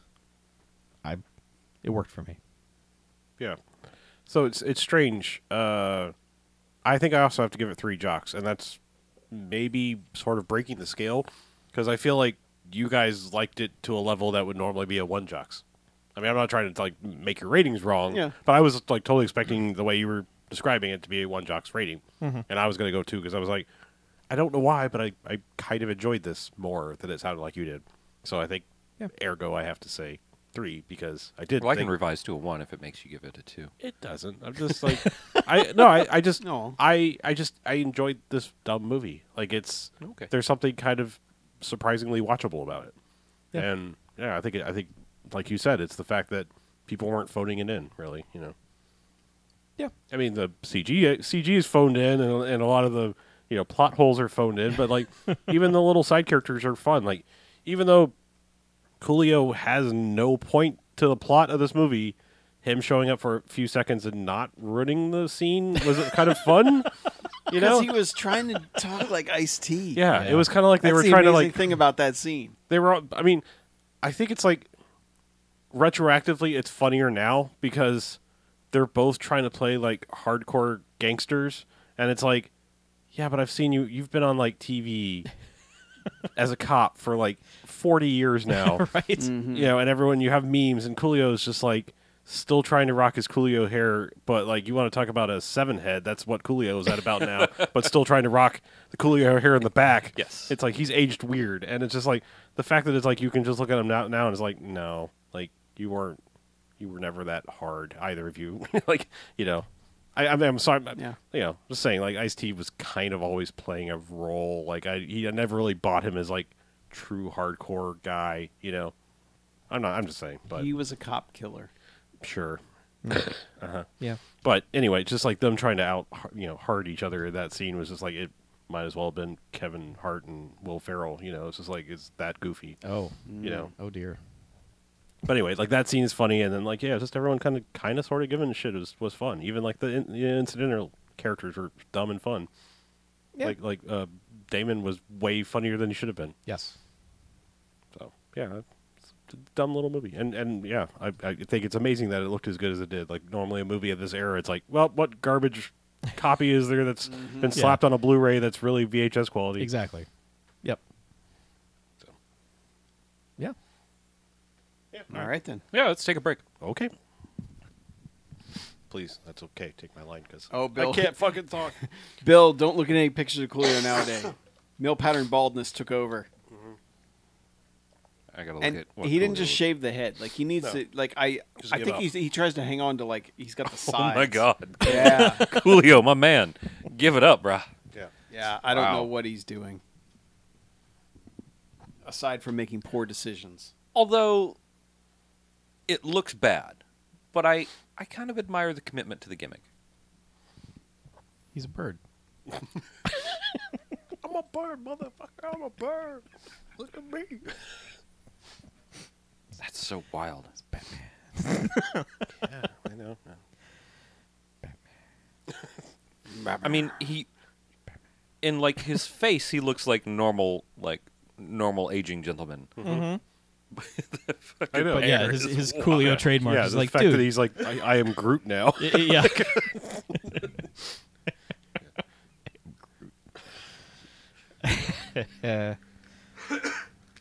Why don't you make like a Coolio tree? What? That What? checks out. Why don't you like a Coolio and tree? He looks like a tree. He looks like he has twigs coming out of his head now. It's weird. So, like 100 episodes ago, like when people were at like, who's the patron saint of the BMFcast, and everyone was saying it's got to be Coolio. Like, why we've only done like 3 Coolio movies. No, I mean, it was never Coolio. It was like I know. Everyone was immediately like, fuck no. But like the people writing in were like, it's got to be put Coolio on the shirt. I'm like, what? No. It was like Gary Busey, possibly Nicolas Cage. Even though we haven't done that much Nick Cage movies. Yeah. It was Dolph. Dolph is up there. Steve James, obviously. I mean, I think the true patron saint of the BMFcast. Oh yeah. Motherfuckers on the shirt. Yeah. I mean, again, if I'd love for it to be Jim Brown, but it's probably Fred Williamson because we've done more with him. I was even gonna say, like, I mean, if you had more quality, like, we've had really damn good movies, but man, quality wise, they're all over the place. Gary Daniels is fucking awesome, but Yeah. we've had like some really awesome movies of his, and then it's just like, wow, that sucks, that sucks, that sucks. Mm-hmm. Steve James is like the only one who's like, yep, quality, like, pretty much across the board, at least from him. Yeah. Maybe not necessarily the movie, but he always brought his A game. He did. R.I.P. in peace. Gone too soon. Yeah.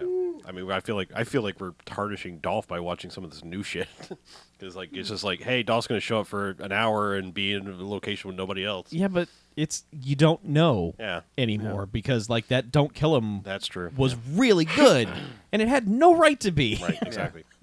Did anybody see Creed 2? Not yet. Nope. Okay. I was going to say, since I haven't been around for a lot of episodes lately, I couldn't remember who's covered what. I really wanted to. But just yeah, never got apparently to. Dolph is really, like, he's got a much bigger part than you'd expect in that movie. So, Someone had a clue.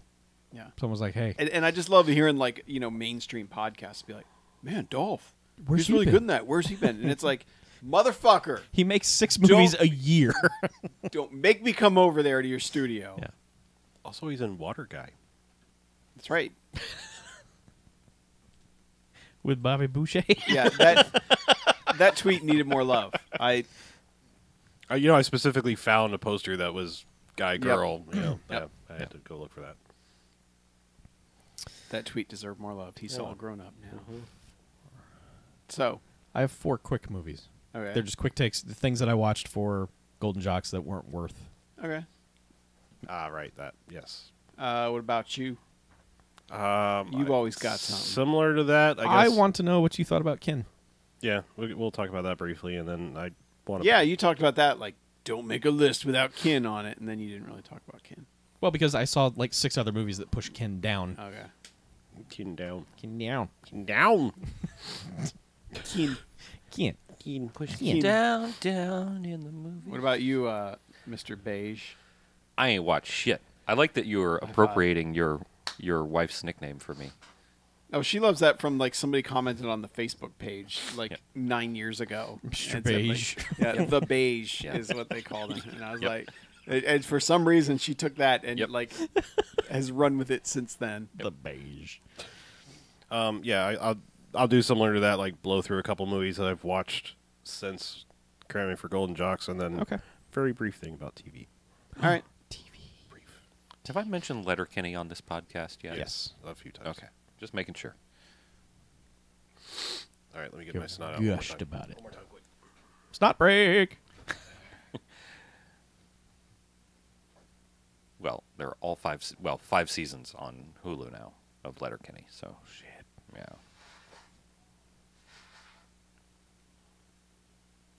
I get that confused with Slater Kenny. Or 6 seasons. No, there's 6 seasons. Is there a movie? Not yet. Damn it.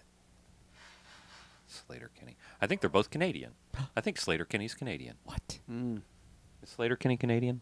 I think that would be a thing that you would know. Canadian expert Mackie. I believe they're Seattle-based. Close enough. Isn't that the lady that's on Portlandia? Yes, she's one Gary of them. Bronstein. Yep. She's Canadian, right? Sure. I don't think so. I don't know. Just saying that's. Robert Loggia? I want to say the ridiculously cute lead singer is from Canada, but the other two were not. That is my guess. Good guess.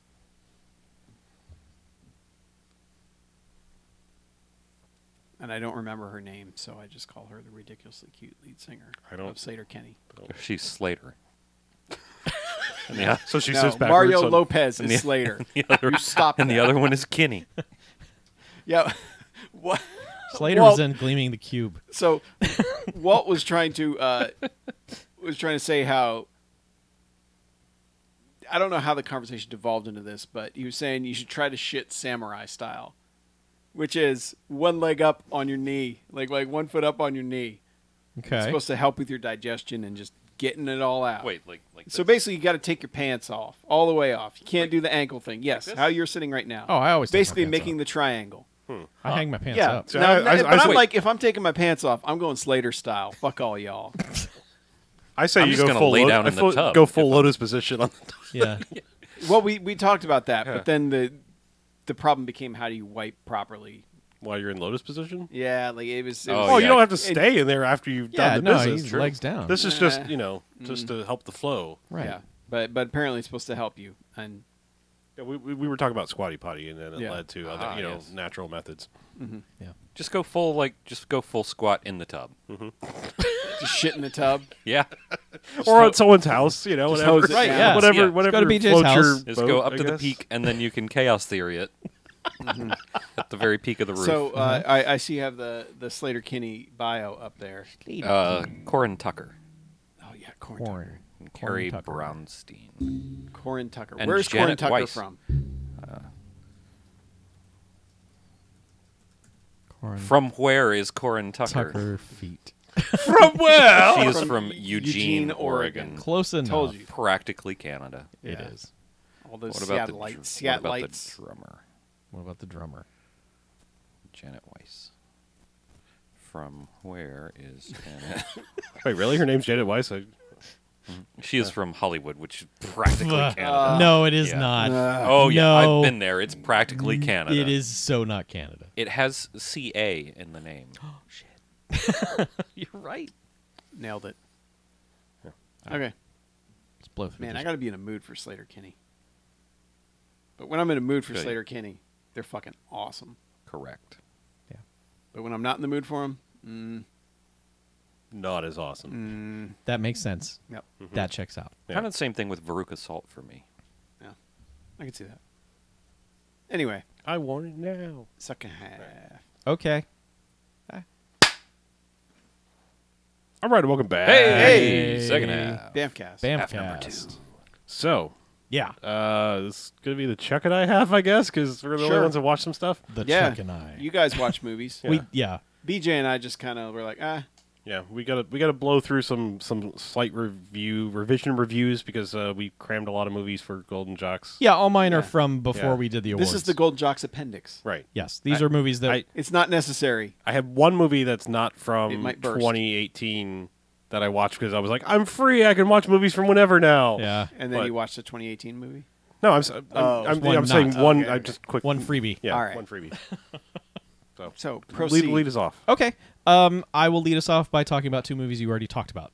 I saw Hotel Artemis, and I saw Bad Times at the El Royale, which in a way are similar because they're both weird ensemble pieces about hotels, and both kind of go wrong at the exact same point. It's like both movies had me for a while. I'm like, this is my jam. I'm totally into this. And then like both of them, not even at a similar point, but both of them just kind of have a turn where it's just like, I don't care anymore. Like just suddenly hard no, just not. I more so with Hotel Artemis. I just was like, this is this is it. I don't really care. Bad Times at the El Royale had more going on. I just don't like the main thing that happens towards the last third of the movie. Right. Like when Thor becomes prominent, you're just like, I don't know if this is what I wanted.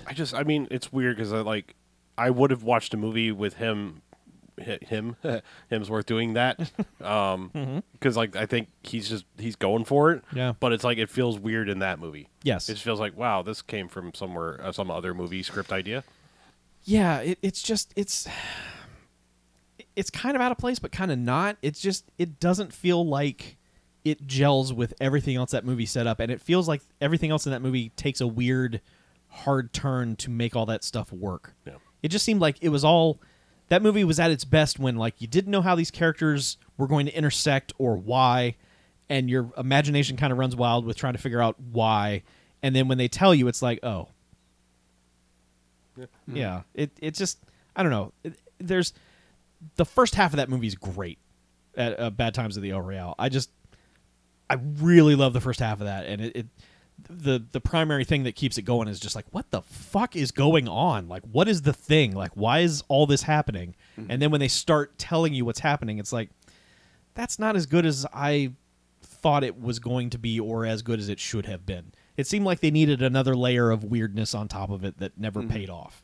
So, and Hotel Artemis was just kind of like, yeah, this is a near future. This is kind of a weird hotel, but they explain what it is right away, and you're just kind of Hotel Artemis kind of feels like one of those 90s movies that Quentin Tarantino would have played a role Produced in or something. He just would have been in it, it just like now over here in this room it's this crazy guy and it's Tarantino and he's embarrassing himself, it's like again. Yeah, it feels like one of those. Yeah. So yeah, they're both worth watching. It's just they're both kind of disappointing, but they're still okay. They're fine. They're both fine. I'll say that. All right. I will say that just by the time Hotel Artemis was over, I was just like, I don't care about this. Whereas Bad Times at the El Royale, I was like, yeah, it was all right. I don't know. Just that guy coming off Cabin in the Woods, you're like, Exactly. this? Yeah. You go into it with knowing that, and you're like, well, this is going to blow the shit out of the water on Cabin in the Woods. And it's like, no, it doesn't. This is a normal movie. So, yeah.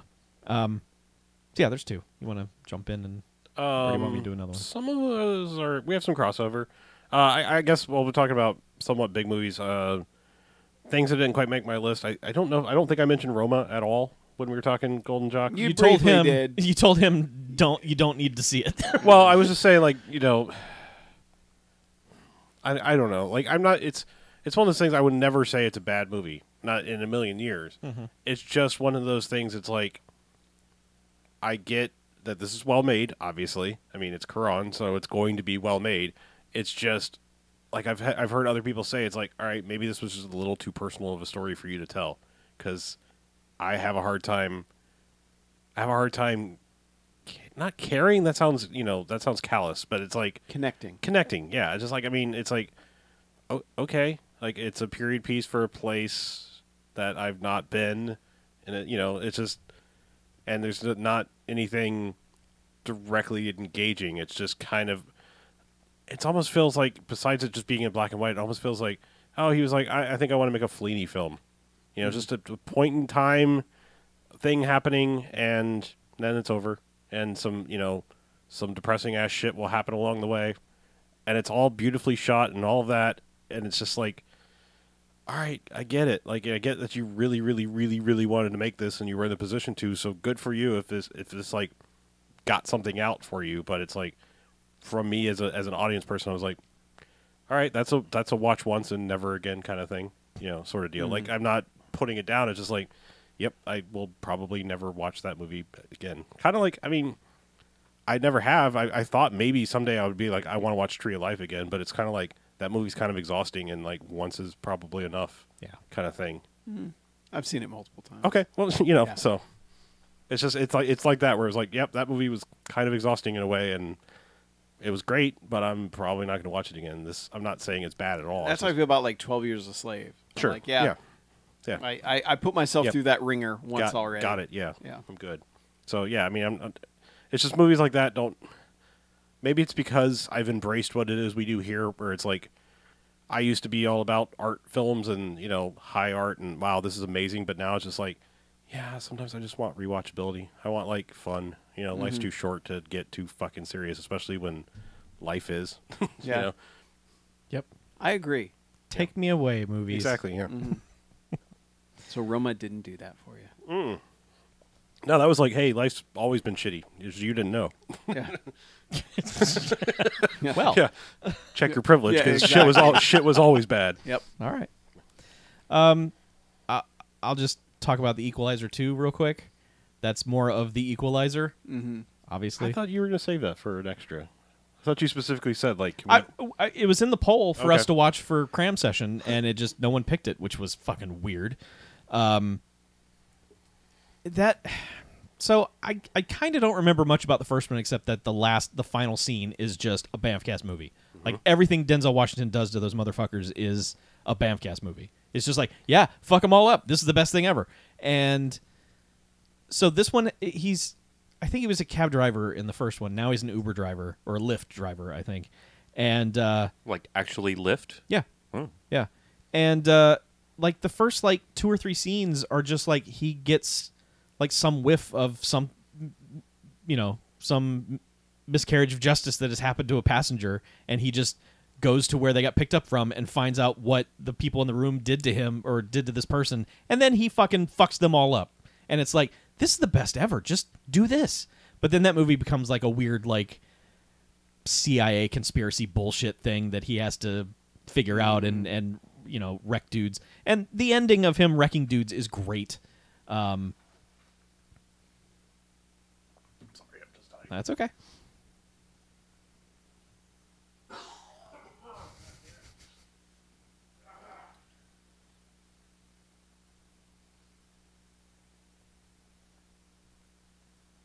Ahem. Ahem.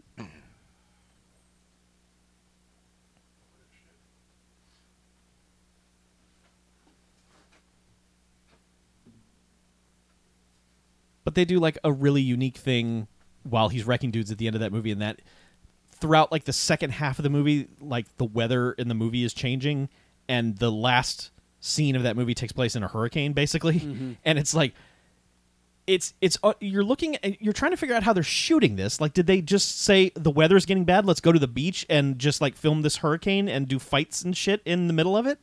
It's remarkable filmmaking that's going on, that he is just fucking people up in the midst of a hurricane while just cars are getting thrown all over the place. And I mean, I know most of it was CG, but it looks real good.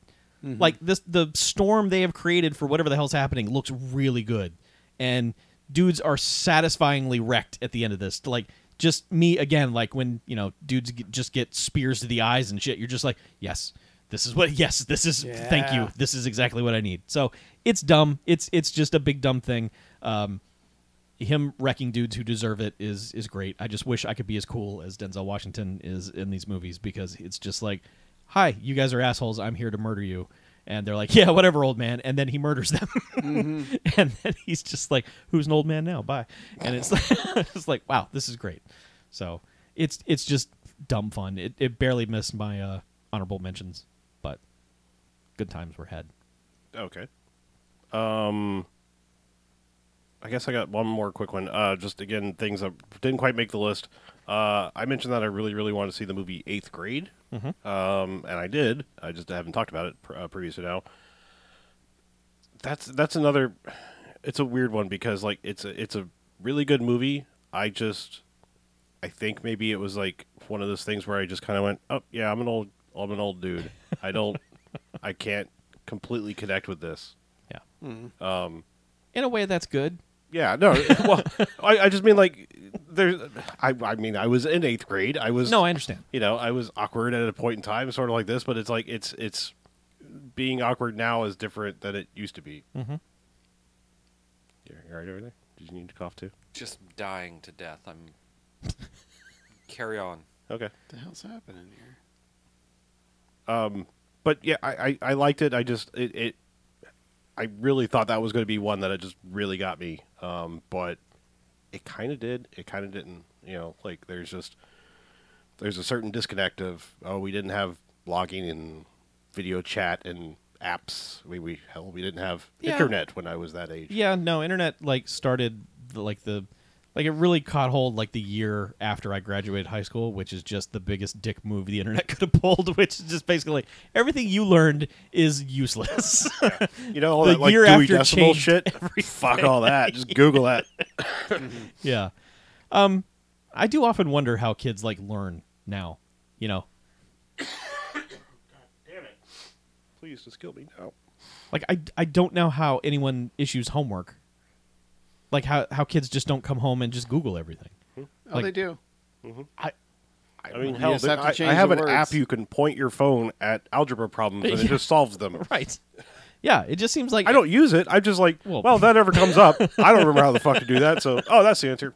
Sure. I would do that too. I would assume they're making them write it.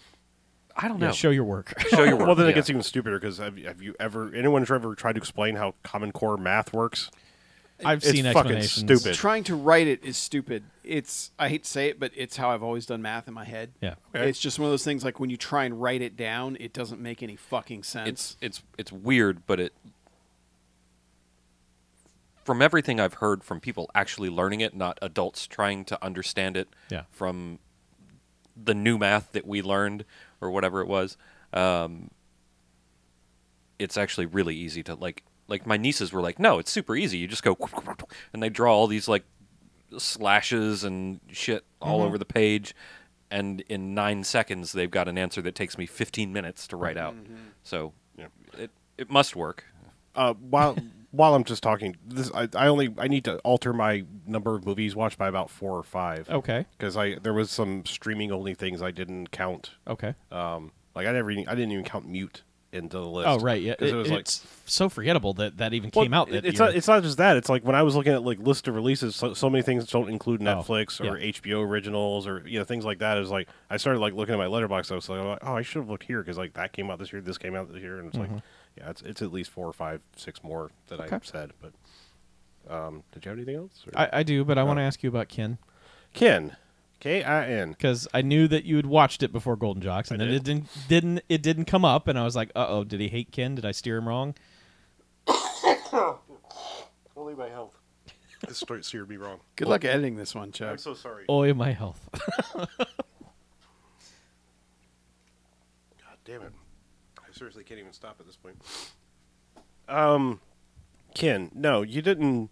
Nothing was wrong there. It's really good, just not great. So I mean, and I agree. this was a year of really strong movies. Yeah. So it's interesting. And I agree. I mean, I almost don't even want to talk about it because Yeah. I think the advice you gave me was the best thing. Is all I would say in the most vaguest of terms is it's a family sort of crime drama with a sci-fi line running through the background. Yes. That would be how I would describe it. And just be like, you might want to check this out. It's interesting. Mm-hmm. It's a really bold sci-fi line. Yeah, definitely. It's almost like two movies smushed together, but in a way that kind of really works somehow. It wouldn't have worked in any other kind of movie, I think. I think there's been a million movies like the family crime drama thing, but adding this one little tweak to it is just well, that's going to come up in some unique ways. Yeah. And then the fucking bonkers ending. Yeah. So No, it's real good. It's just it wasn't high enough to make the list of other things. And I guess it's got it's got this weird 80s synthwave soundtrack to it, and the band is called Mogwai. So I was like, Yeah, all right. Yeah, I've heard of Mogwai. I'm in for that. Okay, so good. I'm glad that I'm not, because I've heard from other people I recommended that movie to, and they're just like, dude, no, and I'm like, maybe I'm weird or something, but the movie's fine. It's Sometimes movies click with you. yeah, I know, and they don't click with everyone. Yeah. So I'll wrap up with 2 movies that did not click with me. One of them did not click with Harlow, which is Mandy. Fuck, man, that shit. Everyone has waited so long for, oh, Nick Cage is back. He's freaking out. It's not just him not giving a shit shooting a cop movie in New Orleans, you know? I mean, this is like, oh shit, he's going for it. Mm-hmm. But man, fuck that movie. Just fuck everything about it. It is highly pretentious bullshit. I'm looking, when it finally does become the thing you want it to, which takes, I don't know, 50 minutes maybe at least. Mm-hmm. By that point, I was so broken down into not caring that I was just looking at it going, yeah, I could see how some people could be into this. It's got style and stuff, but just fuck this. And what hurts it the most is that for the first 30 minutes, not a fucking thing happens. Mm. Mm-hmm. I was so checked out after that. I was just like, this could be the greatest movie ever, but man, fuck this movie. I mean, it's just so disjointed too. It's like 6 different styles of movies in one. Yeah. Like I think what I was describing, I don't know what I've already talked about it, but it's like, I get that you want to do like this progressive rock album cover come to life, but then it's like, no, we also are like super into actual metal and Satan shit, and it's like, pick a fucking tone. Yeah. Like, it's just like, I don't know, it just seems like that guy that nobody talked to in high school's like sketchbook. You know, like the guy was on a watch list. Yeah, it's like, yep, that's his sketchbook come to life. Yeah. And watching it, I just felt like this feels like Drive Angry and the Ghost Rider movies kind of smushed together, but I would just rather watch those. As for the ups and downs as those movies have, I would just rather watch those. I don't want to watch this. Mm-hmm. So yeah, and I mean the motivation thing for him to go nuts is so fucking gross too. It is. Like, it's just like, all right, I get it, but also like, I think the charm of Nicolas Cage going nuts is that him going nuts over little things. Yeah. Not this horrific shit that happens in this movie. Yeah, like the people in this movie who get wrecked for a very good reason, but it's just like getting there is just like, Jesus Christ, guys, like how, like, just pure evil does not exist in the way that you're portraying. It's that guy's Notebook. You're right. It's just, that's all it is. Yep. So the last thing I'll talk about is the new Halloween movie. I know a lot of people liked the new Halloween movie, and I get that people were jonesing for a good one of those. I don't think this is a good one of those. This is Danny McBride co-writing and the director of Pineapple Express directing it, and it almost feels like that in a lot. It just feels like for real? I didn't know this. Yes. Oh, okay. So it just feels like it's tonally all over the place. Like, there will just be a scene where people are just yucking it up. Like, 2 cops will just be having a weird conversation about brownies and shit, and it's just like, the fuck am I watching? Like, this is the guy who made Year One, which fucking sucks. Yeah. It's just, I'm not crazy about comedy directors doing horror. It doesn't work. Everyone's like, oh, the timing is similar. Like, comedy and horror share so much, and it's like, yeah, but that doesn't always translate. You could argue that they share the same beats, kind of, but yeah, I mean, the only one who seems to have pulled it off is it's so fucking late. Jordan Peele. Yes. Obviously. Yes. But that's also, it just seems like he kind of had that in him already. Yeah. Because there's always a dark streak that ran through so much of Key and Peele's stuff already. True. So I don't know if that has anything to do with it. But yeah, it's weird seeing so many like, oh, this guy did this comedy, and now he's doing the horror reboot. And it's like, wait, what? Yeah, exactly.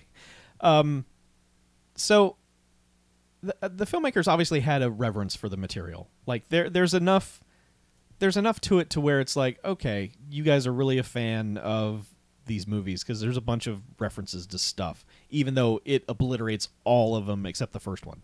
Mm-hmm. It just the way they get Michael Myers back out into the world is dumb as shit. Just all I'll say is it involves a couple of real crime podcasters, and you're just like, fucking what? Yeah. So the biggest thing I've heard is like the least realistic thing about the movie is like that they have $3,000 to offer someone for an interview. Yes. It's like when that happened, your Patreon's really raking it in. I was like, are you fucking joking? You live in your van. Yeah. So then there's like a bunch of kills that happen off camera. Oh. Like right away, like the first like 10 kills, like you come by and you see someone whose like jaw has been clearly like someone grabbed both ends of their jaw and just ripped both ways across, and you're like, well, that would have been cool to see. That would have been cool to see in a new horror movie. And it's just like you just come across like the first 10 victims who have all just been horrifically murdered in ways that you don't get to see, and it's like, what the fuck is this? Boo. Yeah. And then he just becomes like a fucking buzzsaw. He's just like running into people's houses and stabbing people to death. And it's just like, there's no rhyme or reason to any of this. He's just running from house to house, stabbing people to death. There's no suspense to it. It's just, here's a crazy buzzsaw psycho running around just house to house, just like trick or treat, stab. It's just like, and it's got a bunch. Obviously, it has a new crop of teenagers in it, and they're the fucking worst, and they all suck, and. Not even in a way that you like, murder them. It's just like, just go away. Just get out of my movie. It's I don't know. Again, I'm happy that it exists for the people who desperately wanted it, but H2O is a better movie to me than this, and it sucks that it's kind of been. There's going to be some fighting words from some folks. It's not a great movie, but I have respect for H2O. It did some interesting things. And this movie said it didn't exist, so... Yeah. This is actually the first one to retcon the second movie out of existence. So, that's weird. Because all of the other ones pretended that at least 2 happened. Mm-hmm. And this one is just like, no. They actually have people say that was a rumor when they're discussing plot points for the second movie. They're like, really? Wasn't this? And they're like, no, that was just gossip. So... it's disappointing. Well, that's a shame because I heard so many people like, man, Halloween's back. Yeah, and it made a fuck ton of money, and John Carpenter did the score, and you're like, okay, yes. Ooh, is it good? Yes, it is. Of course it is. Yeah. How is you idiot? Why wouldn't it be? How's Jamie Lee Curtis in it? Not as great as everyone makes it out to be. Yeah. Like, I the like movie the does her idea. no favors. I like the idea of someone who's been through that shit and been like, listen, everybody, this is like, you got to be ready for this. Oh yeah, I mean, and nobody believes her, and it like thinks very she's much just the Sarah Connor in Terminator Yes. 2 thing of like, Yeah. I'm going to be fucking ready for that this will shit. always work for me. Yeah. Is the person who knows shit and no one will believe them. Conceptually, it's great. Yeah. They don't do her many favors in this. They kind of make her look foolish a lot, and that's unfortunate. Yeah. So, the movie needed to, even though the characters are not believing her, the movie needed to make you to be on her side, and the movie is also kind of painting her as like, no, she's loony until she's not. Yeah. And that's no good. Don't do that. Bad movie. Yeah. Yeah. Oh well. So I got one other quick thing, and it's a detour from all the Golden Jock stuff. Right. Two more quick things. Well, very quick. When I was free of not having to watch 2018 movies, I took one other movie that just on a whim, because somebody mentioned like, hey, did you ever watch the Jumanji sequel? And I was like, no, I didn't actually. Oh yeah. And I did. And as someone who really could give less of a shit about the first one, I enjoyed the shit out of that Welcome to the Jungle one. Yep. Like, yep. The first Jumanji is just like, yeah, that's a thing, I guess, back in the day. No. And yeah, Welcome to the Jungle is definitely worth watching. Like, I don't know. I feel like the commercials made that movie look like it was going to be really bad, and it's not at all. Like, the movie actually surprisingly has a large amount of heart, and not Kevin, I mean, but like because there isn't a large amount of him. But like, I mean, it's just like there's heart to that movie, and it was unexpected and appreciated. The trailers made it look like Land of the Lost. Yeah, exactly. And you're just like, fuck that. Yeah. No, it's not. It works. It does. So that's that. Just free of it. 2018. I can watch something I missed before. Yeah. Otherwise, TV. I just want to take a quick TV aside because I discovered something, and it's my television crack.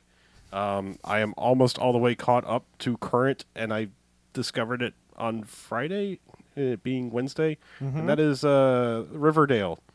Oh shit. The grim and gritty Archie reboot. Right. Now, I will point out, I've barely read an Archie comic in my life. Okay. I am familiar with them. I have owned an Archie comic from time to time because it was safe as a little kid that it's a comic book you can read. There won't be anything naughty in here. Yeah, it's like Happy Days, the comic book.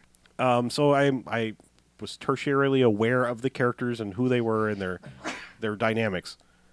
This show is like got a main line to what I enjoy in junk food television. Like it is immediately like for episode 1 I was like, holy shit, this is like Teeny Bopper Twin Peaks. And I was like, okay, I'm on board for this. And then it's like, then it starts into the I mean, I'm going to use it because it's one of my near and dear junk food television things to my heart. It starts into the Dawson's Creek, like, oh, this person is in love with this person. Nope, they flip partners, and there's like this weird like, not incestuous because it's not actually brother and sister, but just like this like gang where they just keep swapping lovers and all this stuff and things like that. And it's like, all right, all of this shit works for me, and I don't know. I can't stop watching that fucking television show. It's everything I hear about it sounds nothing like fucking Archie comics. Nope. No, Not a single damn thing like It's it. not. not really. No, I mean, other than like, there is Archie, there's Jughead, there's Betty and Veronica, and They all fuck. they all fuck. Yeah. This Archie fucks. Yeah. Well, okay, so I said all that basically just so I could get to, This fucky Archie. I believe it's the end of season 1. Not too much of a spoiler, I hope. But there is a point where characters are going to fuck finally. Okay. And they start playing Imagine Dragons Believer. And I went, Imagine Dragon Archie's nuts on your face. Immediately. Nice. Like, not even a hesitation. Like, Archie's taking his shirt off and shit. I'm like... I was just like, this moment was meant for this podcast. We've been building our whole lives to get to this. Wow. And I was just like, yeah. Some days I regret ever introducing that phrase into you. It's okay, but because... Today is not one of those days. Yeah. Great. I don't know. I don't really have anything else to say. Like all of the people on that show are gorgeous. So there's that eye candy aspect of it. It's hilarious to me that like almost all of the parents are from 80s and 90s things that you would recognize. Archie's dad is Luke Perry. His mom is Molly Ringwald. Betty's parents are Madchen Amick from Twin Peaks and Lachlan Monroe. Lachlan Monroe.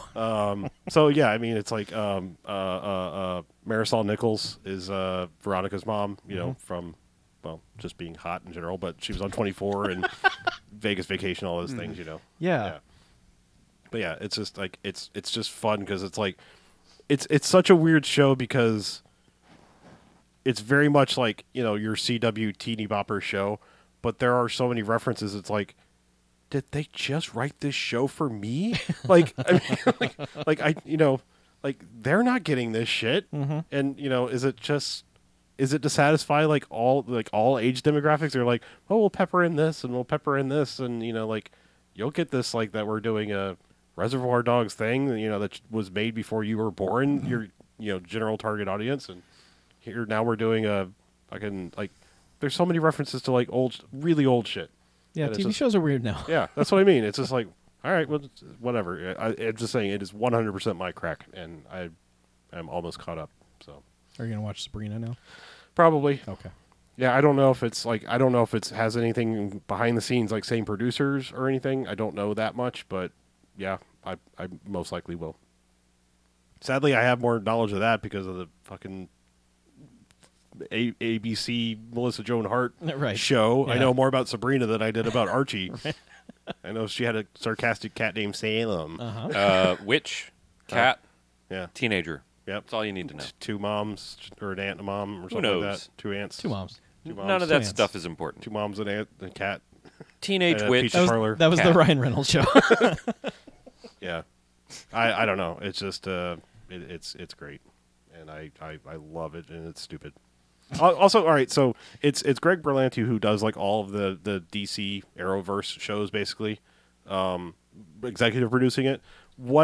The last thing I'll say, and I'll be done with it probably forever, but the main thing that I appreciate about this, and don't get me wrong, I'm still watching all the dumb Arrowverse shows. Sure.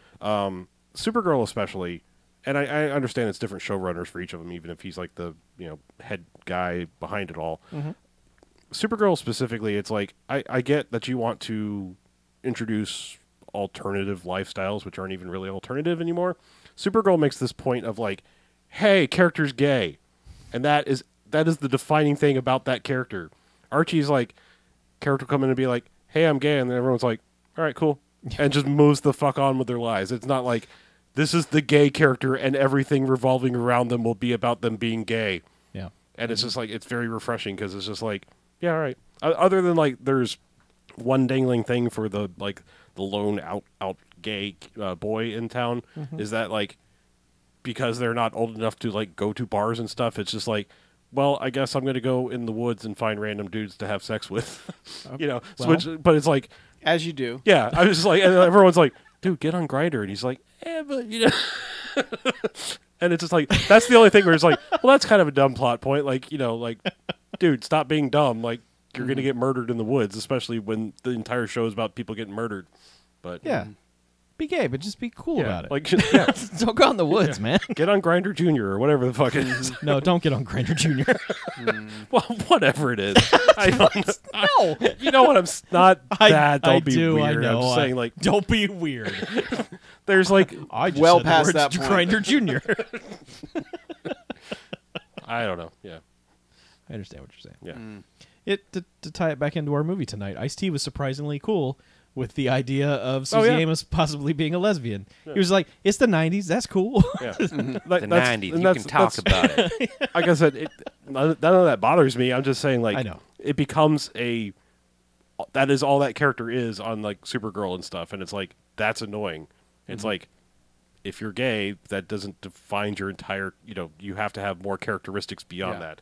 You have hobbies. Yeah, you have hobbies, you have You interests. do other things. Collect stamps. What? So yeah, that's Yeah. all. Like I said, Archie, I Yeah. feel like handles it so much better. Or Riverdale, sorry. Archie. Oh, Archie. So, Old man, Yeah. is that everything, you guys? Yeah. I think Keeping so. up with? Awesome. Woo. So, BJ, Yeah. if people want to tell us what they've been keeping up with, BMF at BMFcast.com. yeah. 9105 Jocks BMF. Yep. www.bmfcast.com. I like the wwws. It is. Um, It's the World Wide Web. It is. We are on it. I hope so. Go to our website. Do some things like click buttons. Donate to our Patreon. You can go there directly, patreon.com/BMFcast. Give us money. We give you content by the motherfucking truckload. Yeah. Everything's coming back. Some things about December was like a hiatus month for a lot of stuff. It's all coming back, so fret not, friends. Yeah. It'll be there. Do not fret. But there is already a shitload of content. Like, if you haven't been a patron and, like, New Year, New You, spread some of that love you have in your wallet by patronizing us. Don't be patronizing to us, but patronize us. Sure. On patreon.com/BMFcast. Yeah. Yes. Many contents for you to consume. Cool. Well, let's get out of here, shall we? Yeah. I'm Harlow. I'm Mackie. I'm BJ. I'm Chuck. And this is BMFcast Out. I almost forgot about that. Motherfuckers. There it is. Spread some of that love you got in your wallet. You know what I mean. And Yeah, I do. it's money. Give it to us. That's right. Yeah, all those things, man. All right. Oh, man. 9/9 comes back tomorrow. Holy shit. Oh, 9-9. Yeah, NBC's basically creating the new Thursday night powerhouse because Good Place and Brooklyn Nine-Nine are back to back. I'm almost caught back up on Good Place. I should have talked about it, but I'm not. Enjoy. Well, I'm out of here. Cool. Later, friends. Later. Wait, friends? Goodbye, friendo. Have a nice life. Maggie's going to go walk the fucking earth now, apparently. All right. Say Bye. Ice-T Yeah. whenever he's doing that. Have a good time. never called cut. He just walked into the ocean. All right, I'm going to shut this off because I'm going to go die now. Bye.